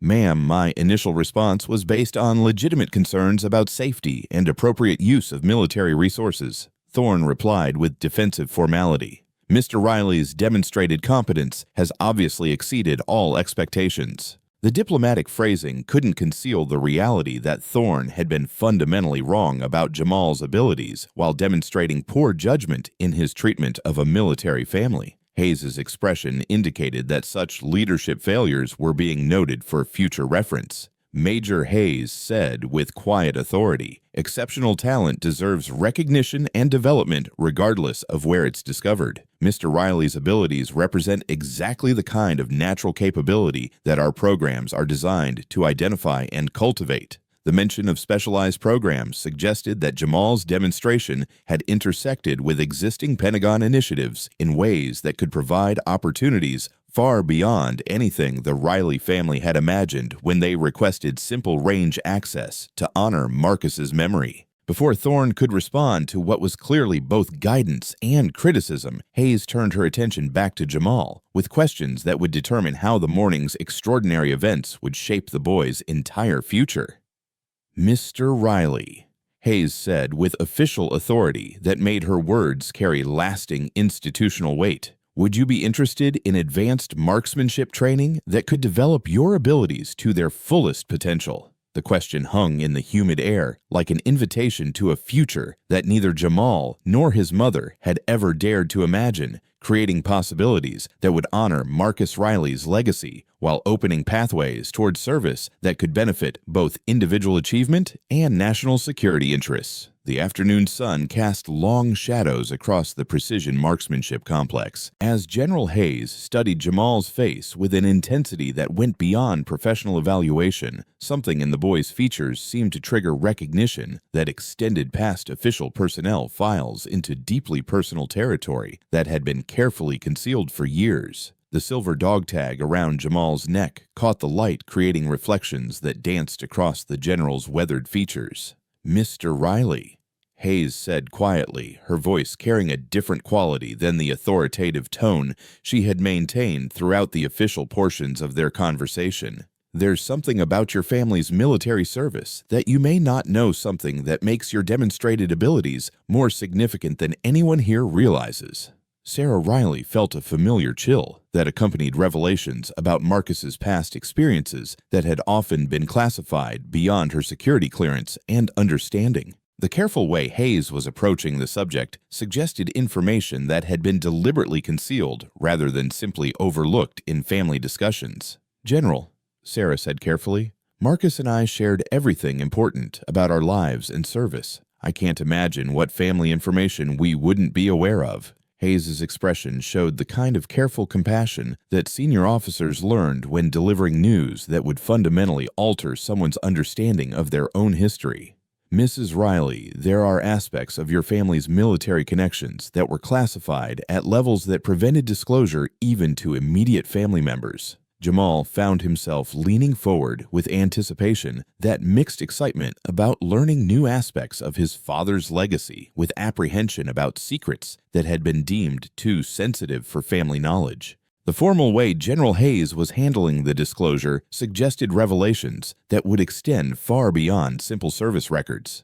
General Jamal asked with the directness that had characterized his approach to challenging situations throughout the morning. "What kind of classified information?" Hayes reached into her briefcase and extracted a photograph that showed a man in Marine Corps uniform whose facial features bore unmistakable resemblance to both Marcus and Jamal. The man in the picture wore insignia and decorations that indicated service at the highest levels of Marine Corps Special Operations. But more importantly, he held a rifle with the same natural ease that Jamal had observed in his father's service photographs. "Your father's exceptional marksmanship abilities weren't coincidental, Jamal," Hayes began, her voice taking on the careful precision of someone revealing information that had been protected by national security classifications. They were inherited from his father, who served in specialized reconnaissance units during operations that remain classified to this day. The photograph hit Jamal like an emotional tsunami as he recognized facial structure and expressions that seemed familiar despite never having seen this image before. The man's bearing and the way he handled his weapon suggested capabilities that exceeded even the legendary skills attributed to Marcus Riley. "That's my grandfather," Jamal whispered, his voice barely audible but carrying across the suddenly quiet range. "Chief Warrant Officer Samuel Davis." Hayes confirmed, studying Jamal's reaction to this revelation with obvious concern for the emotional impact of learning about family he had never known existed. One of the Marine Corps' first special operations personnel, serving in units that didn't officially exist during his era of service. Sarah stared at the photograph with growing confusion about family history that Marcus had never mentioned, despite their years of marriage and shared military service. The implications of having a living father-in-law who had been concealed from their family created questions about institutional loyalty, personal sacrifice, and the prices that military families paid for national security. "General," Sarah said slowly, "Marcus told me his parents died when he was young. He grew up in foster care after losing his family in an accident." Hayes's expression grew more complex as she prepared to reveal information that would explain decades of family separation and institutional secrecy that had kept 3 generations of exceptional marksmen apart, despite their shared service to the same organization. Mrs. Riley Chief Davis didn't die. He was reported killed in action to protect the classified nature of his actual assignment. He's been serving under deep cover identities for the past 30 years, unable to establish contact with family members due to security protocols that supersede personal relationships. The revelation was so unexpected and comprehensive that both Jamal and Sarah sat in stunned silence as they processed implications that extended far beyond family reunions into questions about the institutional loyalty that required such enormous personal sacrifices from military families. "He's alive," Jamal finally managed to ask, his voice carrying a mixture of hope and confusion about why a living grandfather had been kept secret from his entire family for 10 years.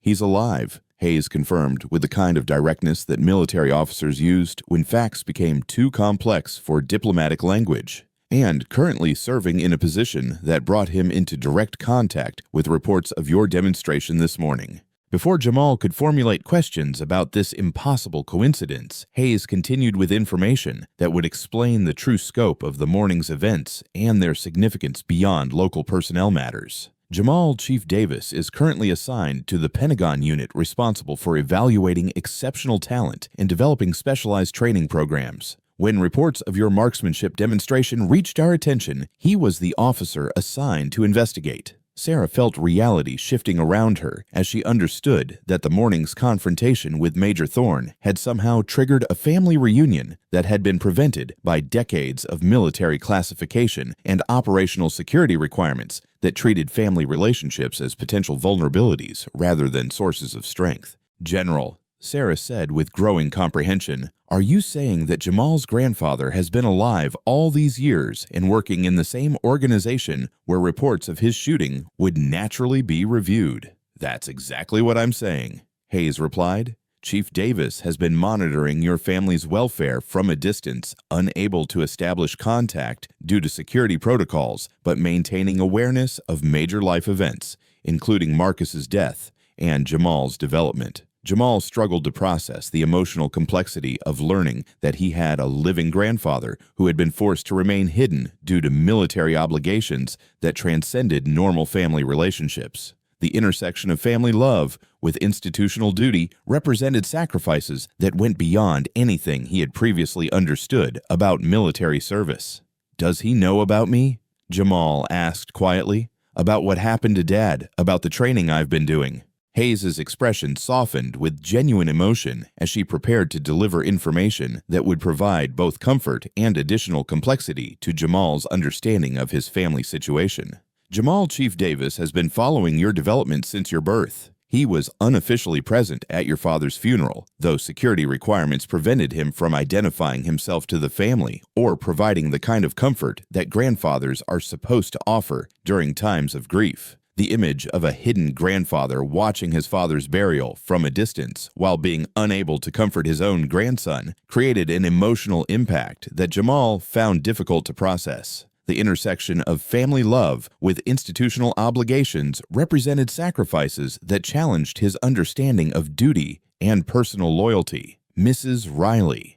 Hayes continued turning her attention to Sarah's obvious struggle with these revelations. Chief Davis has been instrumental in ensuring that your family received appropriate survivor benefits and support services, though his involvement had to remain invisible for security reasons. Sarah found herself reconsidering every aspect of his family's post-military life as she realized that anonymous assistance and favorable circumstances might have been the result of her father-in-law's hidden intervention rather than bureaucratic efficiency or simple good fortune. Master Sergeant Ramirez had been listening to these revelations with growing understanding of why Jamal's abilities had attracted such rapid institutional attention. General, if Chief Davis has been monitoring the family situation, then he knows about Jamal's weekend training and his systematic development of advanced marksmanship skills.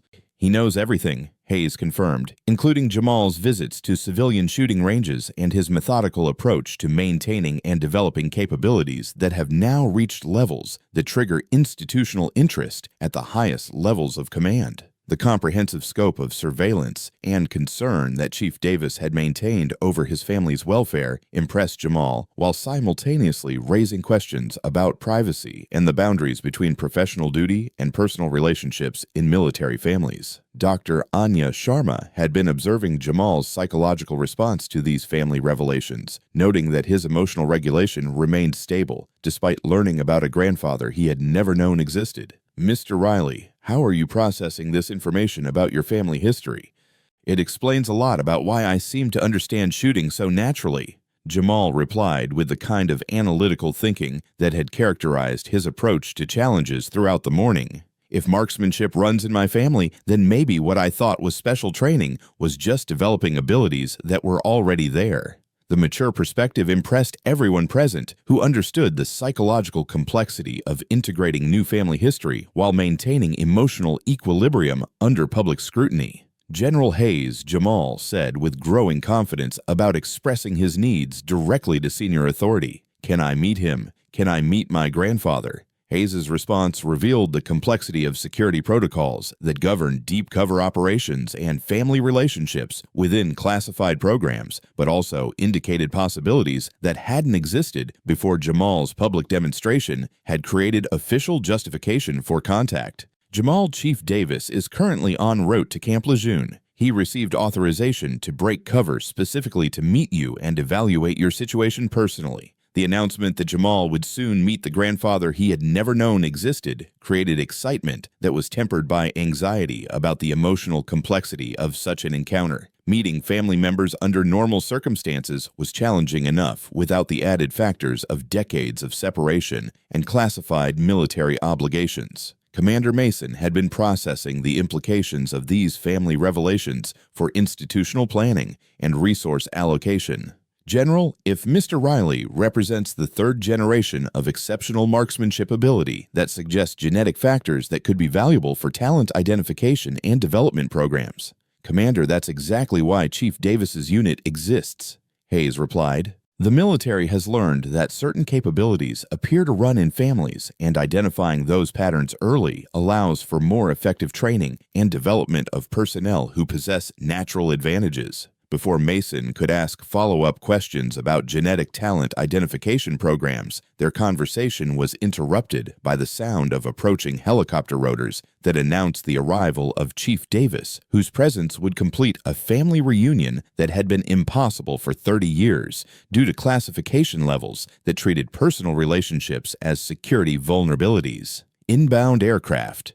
Captain Jenkins announced after receiving radio notification from base operations, Chief Davis's helicopter ETA 3 minutes. As the distinctive sound of military aircraft grew louder over the precision marksmanship complex, Jamal felt anticipation mixed with nervous energy about meeting family whose existence had been hidden from him by institutional requirements that superseded normal human relationships. In a few minutes, he would finally understand the full scope of his family's military legacy while beginning relationships that had been prevented by decades of necessary secrecy. The approaching helicopter carried more than just a long-lost grandfather. It brought the final piece of a family puzzle that connected 3 generations of exceptional service and suggested possibilities for Jamal's future that exceeded anything he had imagined when he first asked to honor his father's memory at a military shooting range. The helicopter that descended toward Camp Lejeune's secondary landing zone carried markings that indicated Joint Special Operations Command. But Jamal's attention focused entirely on the approaching reunion with a grandfather whose existence had been hidden from his family for 3 decades. Standing beside General Hayes and his mother, Jamal felt butterflies in his stomach mixed with nervous anticipation that made his hands tremble slightly as the aircraft's rotors created swirling dust clouds across the tarmac. When the helicopter's engines wound down and the passenger door opened, the man who emerged moved with the controlled precision that spoke to decades of military discipline and operational experience in environments where hesitation meant death. Chief Warrant Officer Samuel Davis appeared younger than his 62 years, his silver gray hair cut in a regulation style that framed features Jamal immediately recognized as variations of his own reflection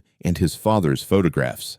The family resemblance was unmistakable and emotionally overwhelming, creating an impact that hit Jamal like recognition of something that had always been missing from his life without his understanding what that absence represented. Samuel's gaze found Jamal immediately among the assembled personnel, his expression shifting from professional composure to something far more vulnerable as he studied the grandson he was meeting for the first time. For several seconds, neither moved, both processing the reality of a moment that had been impossible due to security classifications and operational requirements that had superseded family relationships for Samuel's entire adult career. The emotional weight of 3 decades of enforced separation seemed to compress into a single instant of recognition and connection. "Jamal," Samuel said quietly as he approached his voice, carrying years of suppressed emotion and carefully maintained distance from the family he had been forced to abandon for national security reasons. "You look exactly like your father did at your age, but you have your grandmother's eyes." Jamal found himself unable to speak as he studied this man whose existence had been kept secret, but whose influence had apparently shaped his family's circumstances in ways they had never understood. The silver insignias on Samuel's uniform caught the afternoon sunlight, creating visual connections between generations of military service that bridged the gap between strangers and family. Grandfather Jamal finally managed testing the unfamiliar word that carried emotional weight he hadn't expected. "I thought you were dead. We all thought you were dead." Samuel's expression showed the profound pain that came with acknowledging choices that had required him to remain absent from the most important moments in his family's life, including his son's funeral and his grandson's childhood during the most difficult period following Marcus's death. "I know, sweetheart," Samuel replied, with a voice that carried 3 decades of accumulated grief about necessary sacrifices. "That was required to protect both you and the missions I was assigned to complete. Staying away from you was the most difficult thing I've ever done.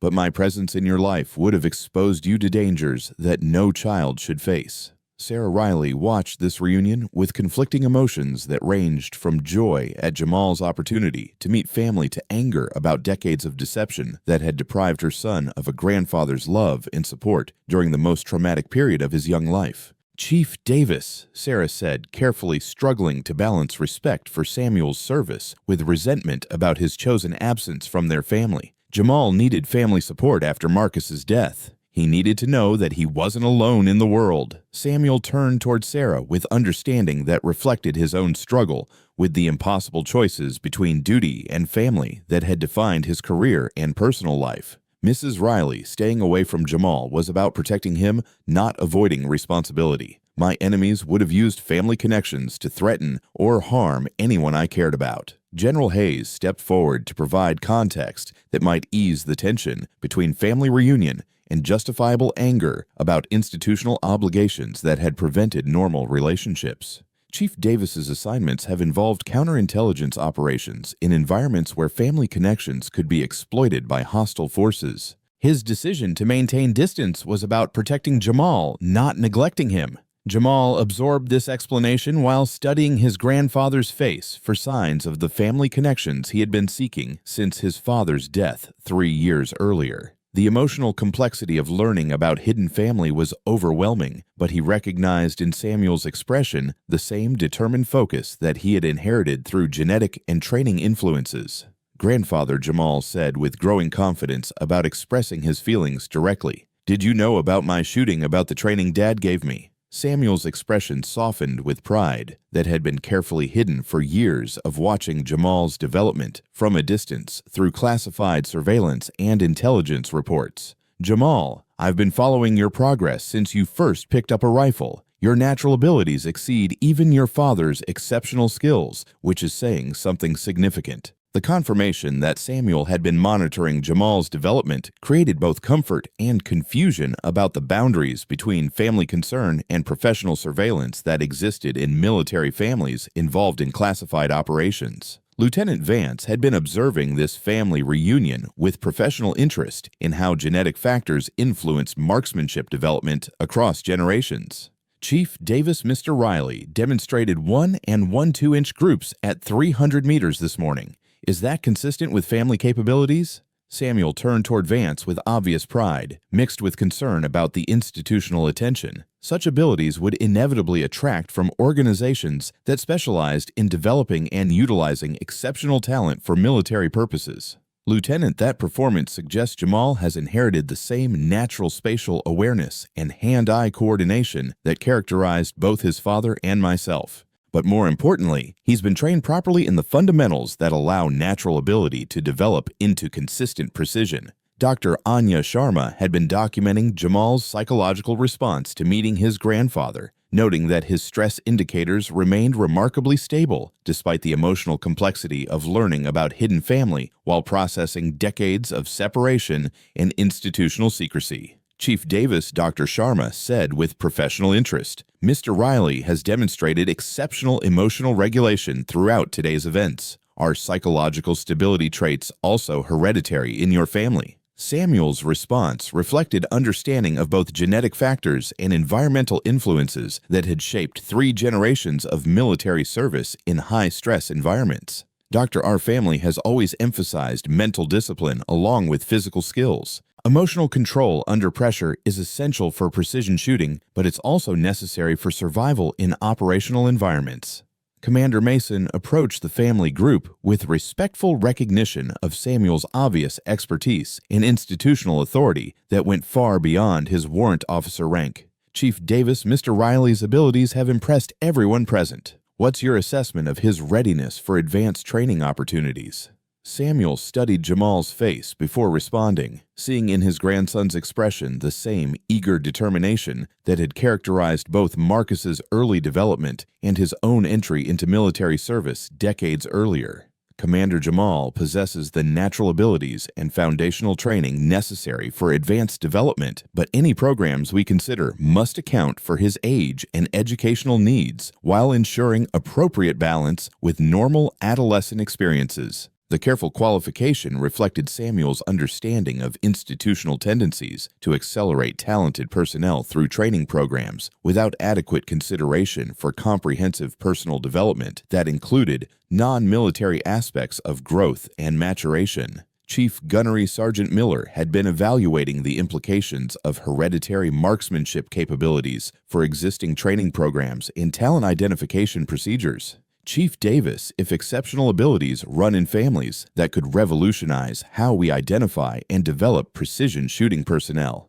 Chief, that's exactly why specialized talent evaluation programs exist, Samuel replied. The military has learned that certain capabilities appear to cluster in family groups, and early identification allows for more effective training and development of personnel who possess natural advantages. Major Thorne had been standing at the periphery of these discussions, recognizing that his confrontational approach to Jamal's initial request had been completely undermined by the revelation of his family's military pedigree and institutional connections at the highest levels of command. Chief Davis Thorne said with forced respect, "I want to acknowledge that my initial assessment of Mr. Riley's capabilities was based on incomplete information about his family background and training history. Samuel's response carried the quiet authority of someone whose career had involved evaluating personnel under various conditions while maintaining professional standards that transcended personal bias or institutional prejudice. Major Jamal's abilities aren't the result of family connections or special treatment. They represent systematic development of natural talent through proper training and dedication to excellence. His performance today speaks for itself regardless of family history. The diplomatic correction contained implicit criticism of Thorne's handling of the situation while emphasizing that Jamal's achievements were based on merit rather than institutional favoritism or family influence. Before Thorne could respond to what was clearly guidance about appropriate evaluation of civilian talent, their conversation was interrupted by the arrival of General Nancy Coleman, 55, whose presence indicated that Jamal's situation had attracted attention from multiple Pentagon agencies with overlapping interests in talent development and special operations personnel. Chief Davis, General Coleman said as she approached the group with the purposeful stride of someone accustomed to making decisions that affected military policy at the highest levels.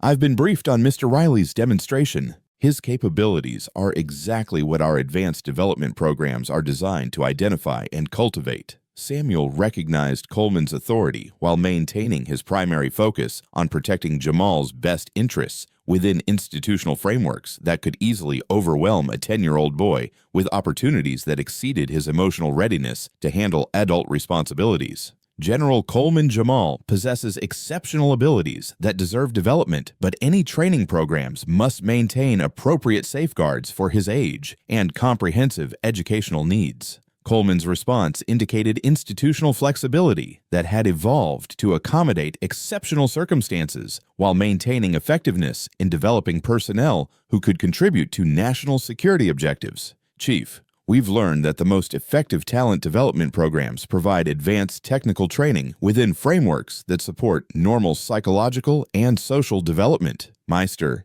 Riley would receive mentorship rather than acceleration that could create problems later in his career." The mention of career planning suggested that institutional interest extended beyond immediate training opportunities into long-term development strategies that could shape Jamal's entire future within military service frameworks. As the afternoon sun began its descent toward the North Carolina horizon, Jamal found himself surrounded by family he had never known existed and institutional representatives whose decisions would determine whether his exceptional abilities would be developed through formal programs or remain private skills practiced at civilian ranges on weekends. The silver dog tag around his neck seemed to catch the changing light, creating reflections that connected his father's legacy with the grandfather he was finally meeting, and the possibilities for service that could honor both their sacrifices while allowing his own unique contributions to military excellence. Samuel studied his grandson's face, seeing in Jamal's expression the same blend of determination and uncertainty that had characterized his own entry into military service during an era when the roles of certain personnel in combat operations were far more limited than current opportunities would allow.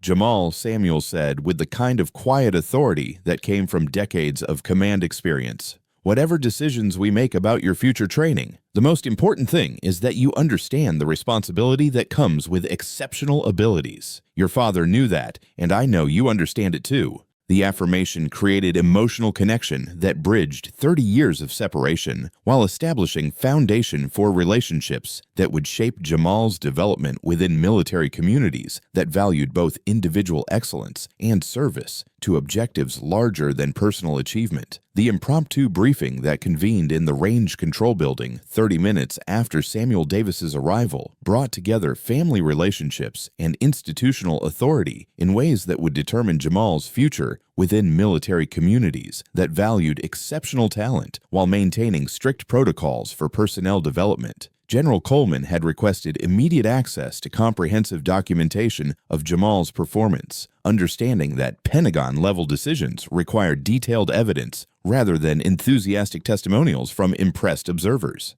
Captain Jenkins spread target analysis sheets across the conference table, each document bearing precise measurements and photographic evidence of shot groupings that exceeded advanced qualification standards by significant margins. The systematic documentation reflected military requirements for objective evaluation that could support institutional recommendations and resource allocation decisions. General Coleman Jenkins began with professional formality. Mr. Riley's performance consisted of 2 separate demonstrations. 5 rounds at 25 meters produced a 1-inch group using iron sights, followed by 5 rounds at 300 meters, creating a 1 and 1/2-inch group using variable power optics. Coleman studied the target photographs with obvious professional interest, recognizing that such precision represented capabilities that most military personnel struggled to achieve, even after extensive training and practice. The consistency between different distances and equipment suggested fundamental skills rather than equipment-dependent performance or favorable environmental conditions. These measurements have been verified by multiple observers using calibrated equipment.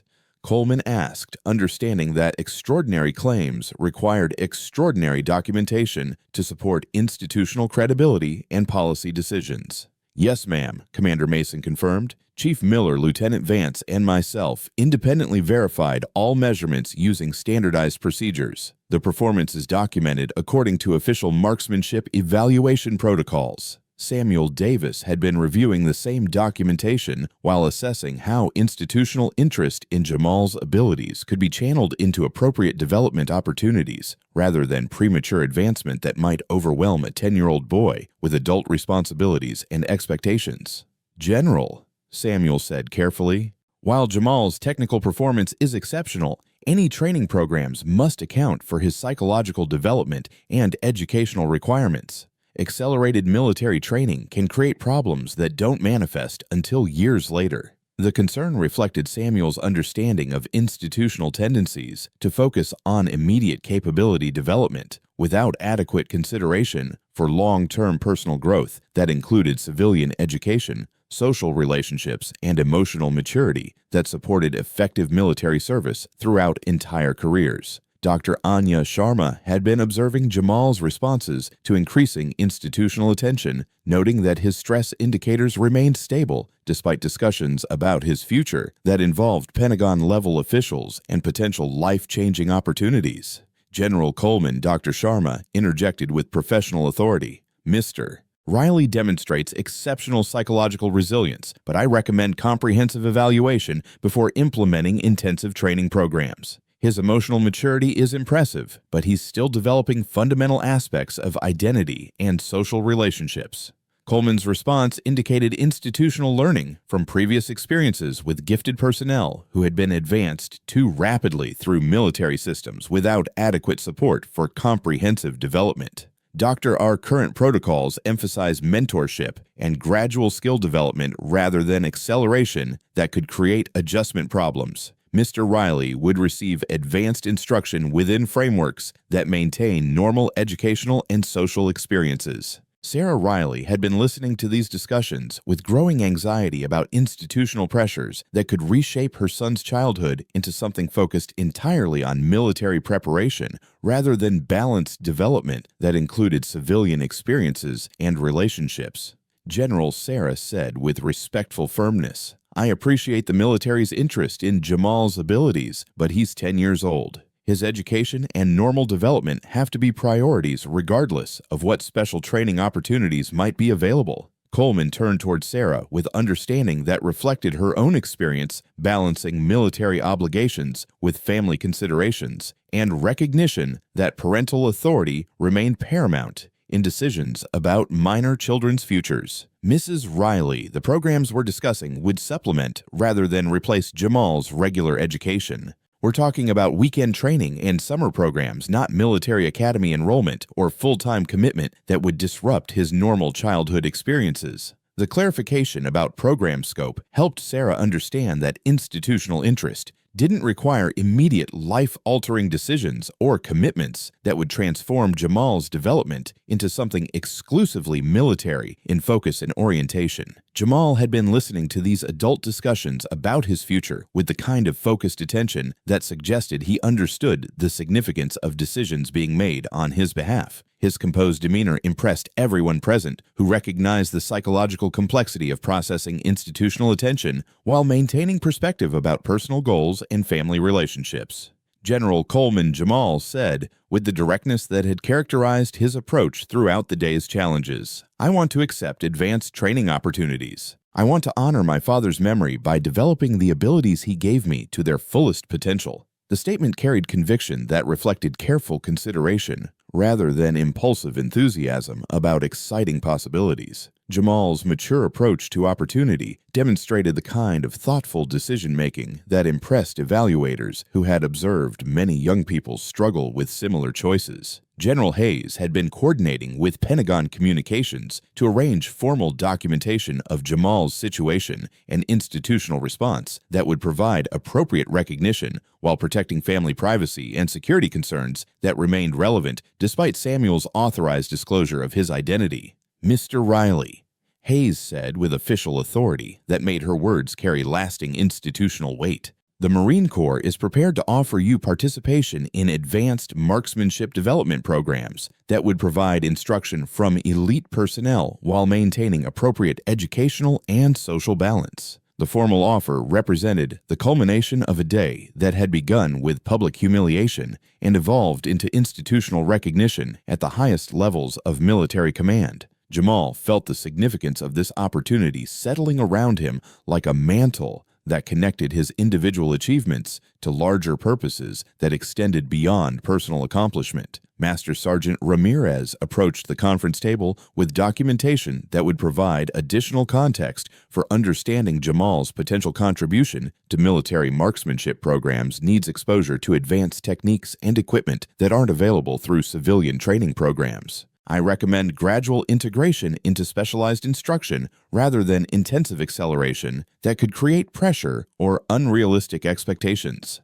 The measured approach reflected professional understanding of talent development that emphasized sustainable progress rather than dramatic advancement that might create problems in psychological adjustment or technical consistency under various conditions. Lieutenant Vance had been calculating resource requirements and scheduling implications for integrating civilian personnel into existing training programs while maintaining security protocols and safety standards that governed military marksmanship instruction. General implementation would require modified protocols for civilian access to specialized equipment and facilities, plus coordination with Mr. Riley's educational schedule and family obligations.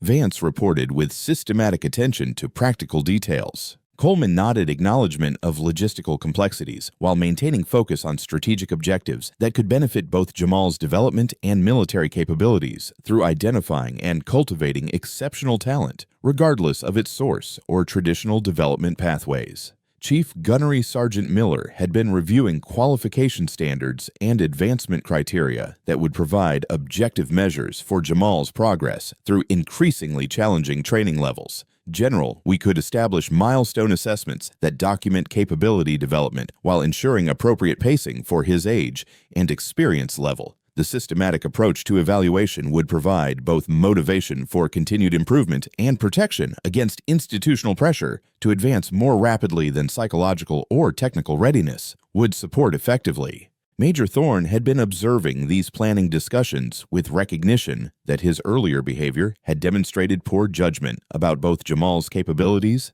and appropriate treatment of military families who deserved respect regardless of their apparent conformity to traditional expectations. General Coleman Thorne said with obvious effort to contribute positively to discussions he had nearly derailed through confrontational skepticism. Camp Lejeune can provide full support for any training programs that would benefit Mr. Riley's development and Marine Corps Mark 44. We're receiving media inquiries about unusual training activities involving civilian personnel. How should we respond to requests for information or interviews? And the mention of media interest created immediate concern among everyone present, who understood that public attention could compromise both Jamal's privacy and Samuel's security requirements that remained relevant despite his authorized disclosure for family purposes. "Captain Stone," General Hayes said with decisive authority, All media inquiries are to be referred to Pentagon Public Affairs. Mr. Riley's situation involves security considerations that require careful management of information release. The protection of family privacy while managing legitimate public interest would require sophisticated coordination between multiple agencies with overlapping responsibilities for information security and military community relations. As the afternoon planning session concluded with preliminary agreements about Jamal's participation in advanced training programs, he walked with his grandfather toward the base housing where they would continue family conversations that had been impossible for 30 years due to classification requirements and operational security protocols. "Grandfather," Jamal said quietly as they crossed the base courtyard, "I'm glad you're finally able to be part of our family again." Samuel felt emotions that had been carefully controlled throughout decades of professional service threatening to overwhelm his composure as he experienced the simple pleasure of walking with his grandson without fear of compromising missions or endangering family members through association. "Jamal, being able to acknowledge our relationship openly is a gift I never expected to receive. Your exceptional performance today made it possible for me to finally step out of the shadows and be your grandfather instead of just a distant observer." The sunset over the North Carolina coast painted Camp Lejeune in golden light as 3 generations of the Riley Davis family prepared to build relationships that had been prevented by institutional requirements, but were now possible through exceptional circumstances that had transformed a simple request to honor memory into opportunities that would shape Jamal's entire future while healing family wounds that had been necessary but painful for everyone involved. 3 weeks after the morning that Major Thorne's dismissive laughter echoed across Camp Lejeune's base operations building, the Precision Marksmanship Complex hosted its first formal ceremony honoring civilian contribution to military marksmanship excellence. The autumn North Carolina sun illuminated gathering crowds that included active duty personnel, Pentagon officials, and local community members who had followed Jamal's story through carefully managed media coverage that balanced public interest with family privacy requirements. Jamal stood at attention beside Master Sergeant Ramirez, wearing a new dress uniform that had been specially tailored to accommodate his growing frame while maintaining the respectful accuracy that honored both his father's memory and his developing role within military marksmanship communities. Additional insignia now reflected his official status as a junior instructor trainee within advanced development programs that represented institutional recognition of exceptional civilian talent. The transformation in base atmosphere was evident in the respectful attention Jamal received from personnel who had either witnessed his original demonstration or participated in subsequent training sessions that validated every positive assessment of his capabilities. Sailors and Marines who had initially viewed his presence with curiosity now sought opportunities, excellence, and family legacy, while establishing new standards for identifying and developing exceptional talent within our communities. General Hayes and Chief Warrant Officer Samuel Davis occupied positions of honor that reflected both Pentagon investment in Jamal's development and the resolution of family separation that had been maintained for 3 decades due to classification requirements. Their presence together indicated that security protocols had been modified to allow normal grandfather-grandson relationships while maintaining appropriate protection for ongoing operational responsibilities. 3 weeks ago, Coleman continued, this installation witnessed a demonstration of marksmanship ability that challenged our assumptions about talent identification, training effectiveness, and the diverse sources from which military excellence can emerge to strengthen our national defense capabilities. Jamal felt the weight of attention from hundreds of observers, but his composure reflected weeks of intensive training that had developed not just his shooting abilities, but his confidence in handling public recognition and institutional expectations that accompanied formal acknowledgement of exceptional skills. Sarah Riley stood among the family seating area with obvious pride, mixed with continuing concern about the balance between exceptional opportunities and normal childhood experiences that remained essential for healthy development. The weeks since Jamal's demonstration had brought rapid changes that required constant adjustment and careful attention to maintaining perspective about of exceptional service to our nation. As Jamal moved toward the podium, he passed Chief Gunnery Sergeant Miller, whose expression reflected genuine pride in his continued development and appreciation for the learning opportunities his presence had created for existing training programs. His recommendations for integrating civilian talent into military instruction had been adopted as model procedures for implementation at other installations. Lieutenant Vance had spent the previous weeks developing modified training protocols that accommodated exceptional civilian capabilities while maintaining security requirements and safety standards that protected both individual participants and institutional credibility. His systematic approach had created frameworks that could be replicated for future talent identification and development and expectations. The counterintuitive results suggested personality traits that thrived under challenge rather than being overwhelmed by responsibility. At the podium, Jamal looked out over the assembled crowd with confidence that reflected not just technical proficiency, but emotional maturity that had impressed every evaluator involved in his program development. The silver dog tag around his neck caught the afternoon sunlight, creating reflections that seemed to connect his father's legacy with his own emerging path toward service. When I asked to use the precision marksmanship complex 3 weeks ago,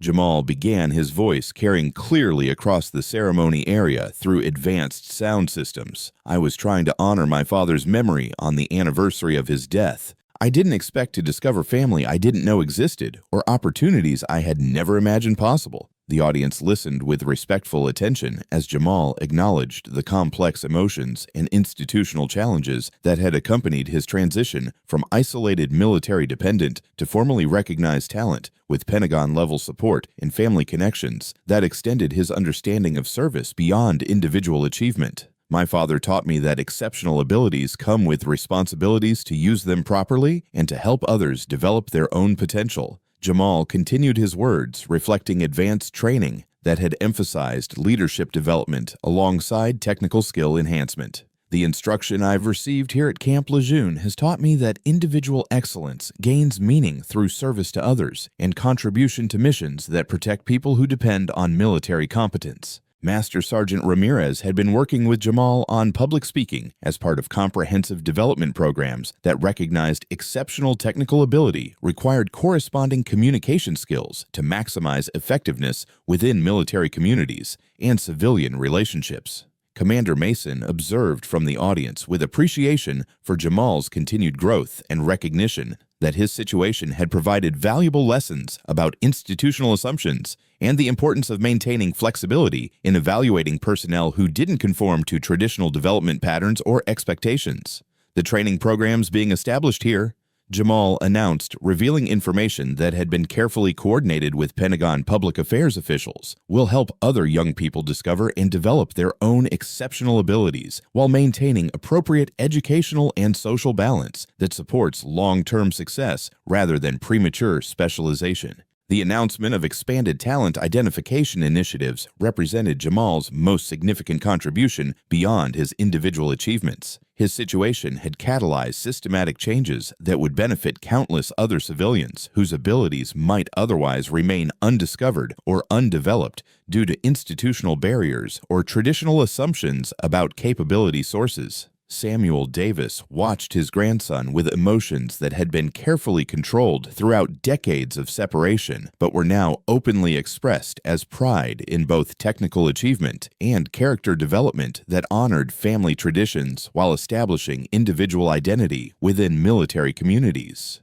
Outstanding performance, Samuel said quietly to Sarah, who stood beside him with obvious satisfaction about institutional recognition that validated his family's military heritage while providing opportunities that exceeded their most optimistic expectations when they first requested simple range access. The ceremony continued with formal presentation of certificates and recognition that established Jamal as the youngest civilian ever to achieve instructor qualification within Marine Corps marksmanship programs. The documentation carried practical benefits that included access to advanced training facilities, specialized equipment, and mentorship from elite personnel whose expertise would guide his continued development. As the formal proceedings concluded, Jamal demonstrated his current abilities through precision shooting that showcased skills that had continued developing through intensive training with equipment and instruction that exceeded anything available through civilian channels. His performance validated every institutional investment while providing inspiration for other young people considering military service or advanced skill development. Corporal Chen had been among the most vocal supporters of Jamal's inclusion in formal training programs, recognizing takes something unexpected to show us what we're missing.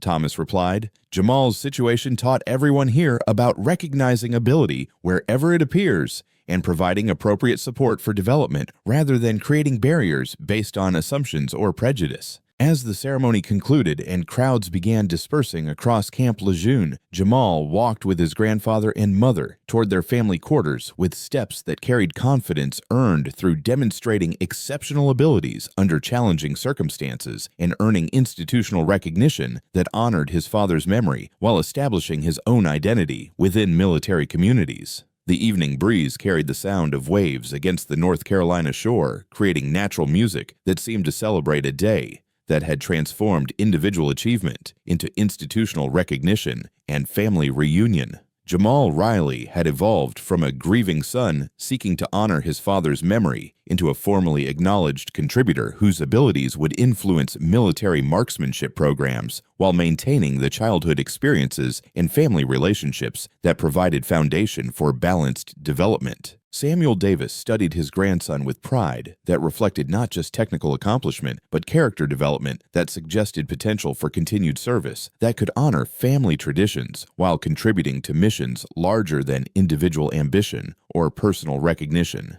The silver dog tag that Jamal wore continued to catch the changing light as capabilities and international standing. Jamal Riley served as Junior Range Safety Officer for the competition, wearing instructor credentials that reflected comprehensive training and demonstrated competence that impressed visiting professionals who had initially questioned the wisdom of involving civilian personnel in military training programs. His systematic approach to safety protocols and technical knowledge had earned respect from international competitors who recognized expertise regardless of age or traditional career pathways. The transformation of the precision marksmanship complex reflected institutional investments that had emerged from Jamal's situation and the broader recognition that exceptional talent deserved appropriate facilities and equipment for optimal development. Advanced targeting systems, environmental monitoring equipment, and expanded training lanes provided capabilities that attracted elite personnel from organizations worldwide seeking opportunities to train under optimal conditions. Captain Jenkins approached Jamal's position with obvious pride in his development and appreciation for the learning opportunities his presence had created for everyone involved in range operations. "Mr. Riley, the German team specifically requested to observe your technique during their training session. Your reputation has spread beyond American military circles." Jamal felt satisfaction that came from earning professional recognition through demonstrated competence rather than institutional favoritism or family connections. The international attention validated his father's training methods while establishing his own credibility within communities that valued practical results over theoretical credentials or traditional advancement patterns.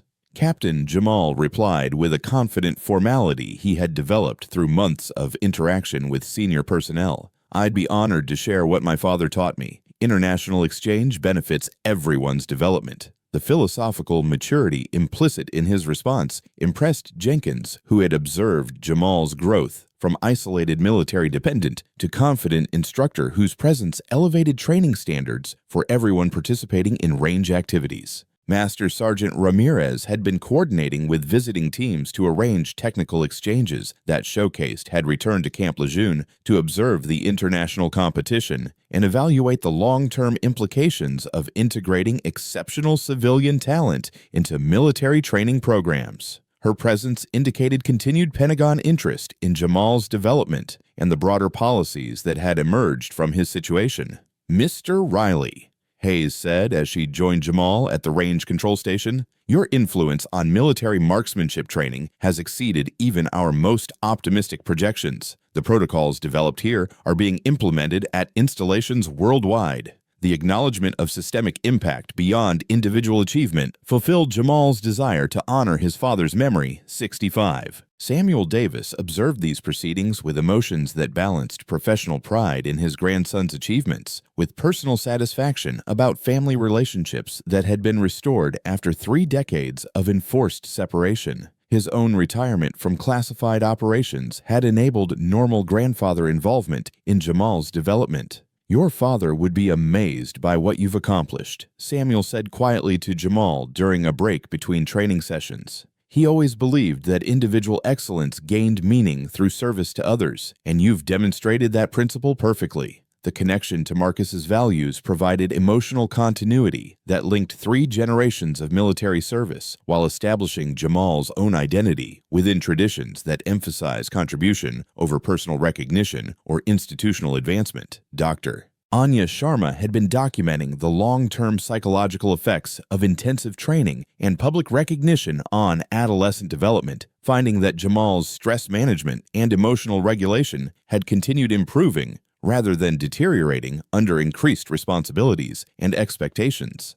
"Mr. Riley's adjustment to advanced training has been exceptional," Dr. Sharma reported to the visiting psychology professionals. His case demonstrates that appropriate support systems can enable accelerated skill development without creating psychological problems or social adjustment difficulties. The positive psychological evaluation validated institutional decisions to provide advanced training while maintaining educational and social balance that supported comprehensive personal development rather than narrow specialization that could create problems in adult adjustment. Sarah Riley had used the months since Jamal's initial demonstration to complete her own instructor certification, enabling her to provide technical support for training programs while maintaining active involvement in her son's development. The family approach to military service had created stronger bonds while honoring Marcus's memory through shared commitment to excellence. Lieutenant Vance approached the Riley family group with documentation that would provide additional context for understanding Jamal's to maintaining appropriate timing for major life choices. "Right now, we're focused on ensuring he has normal teenage experiences along with advanced training opportunities." The balanced approach reflected lessons learned about sustainable development that emphasized long-term success rather than premature advancement that could create adjustment problems or impede developmental experiences essential for adult effectiveness. Major Thorne had used the intervening months to implement comprehensive reforms in personnel evaluation and civilian interaction protocols that demonstrated institutional learning from his initial misjudgment of Jamal's capabilities and family background. His leadership during the international competition showed professional growth that had emerged from acknowledgement of previous errors.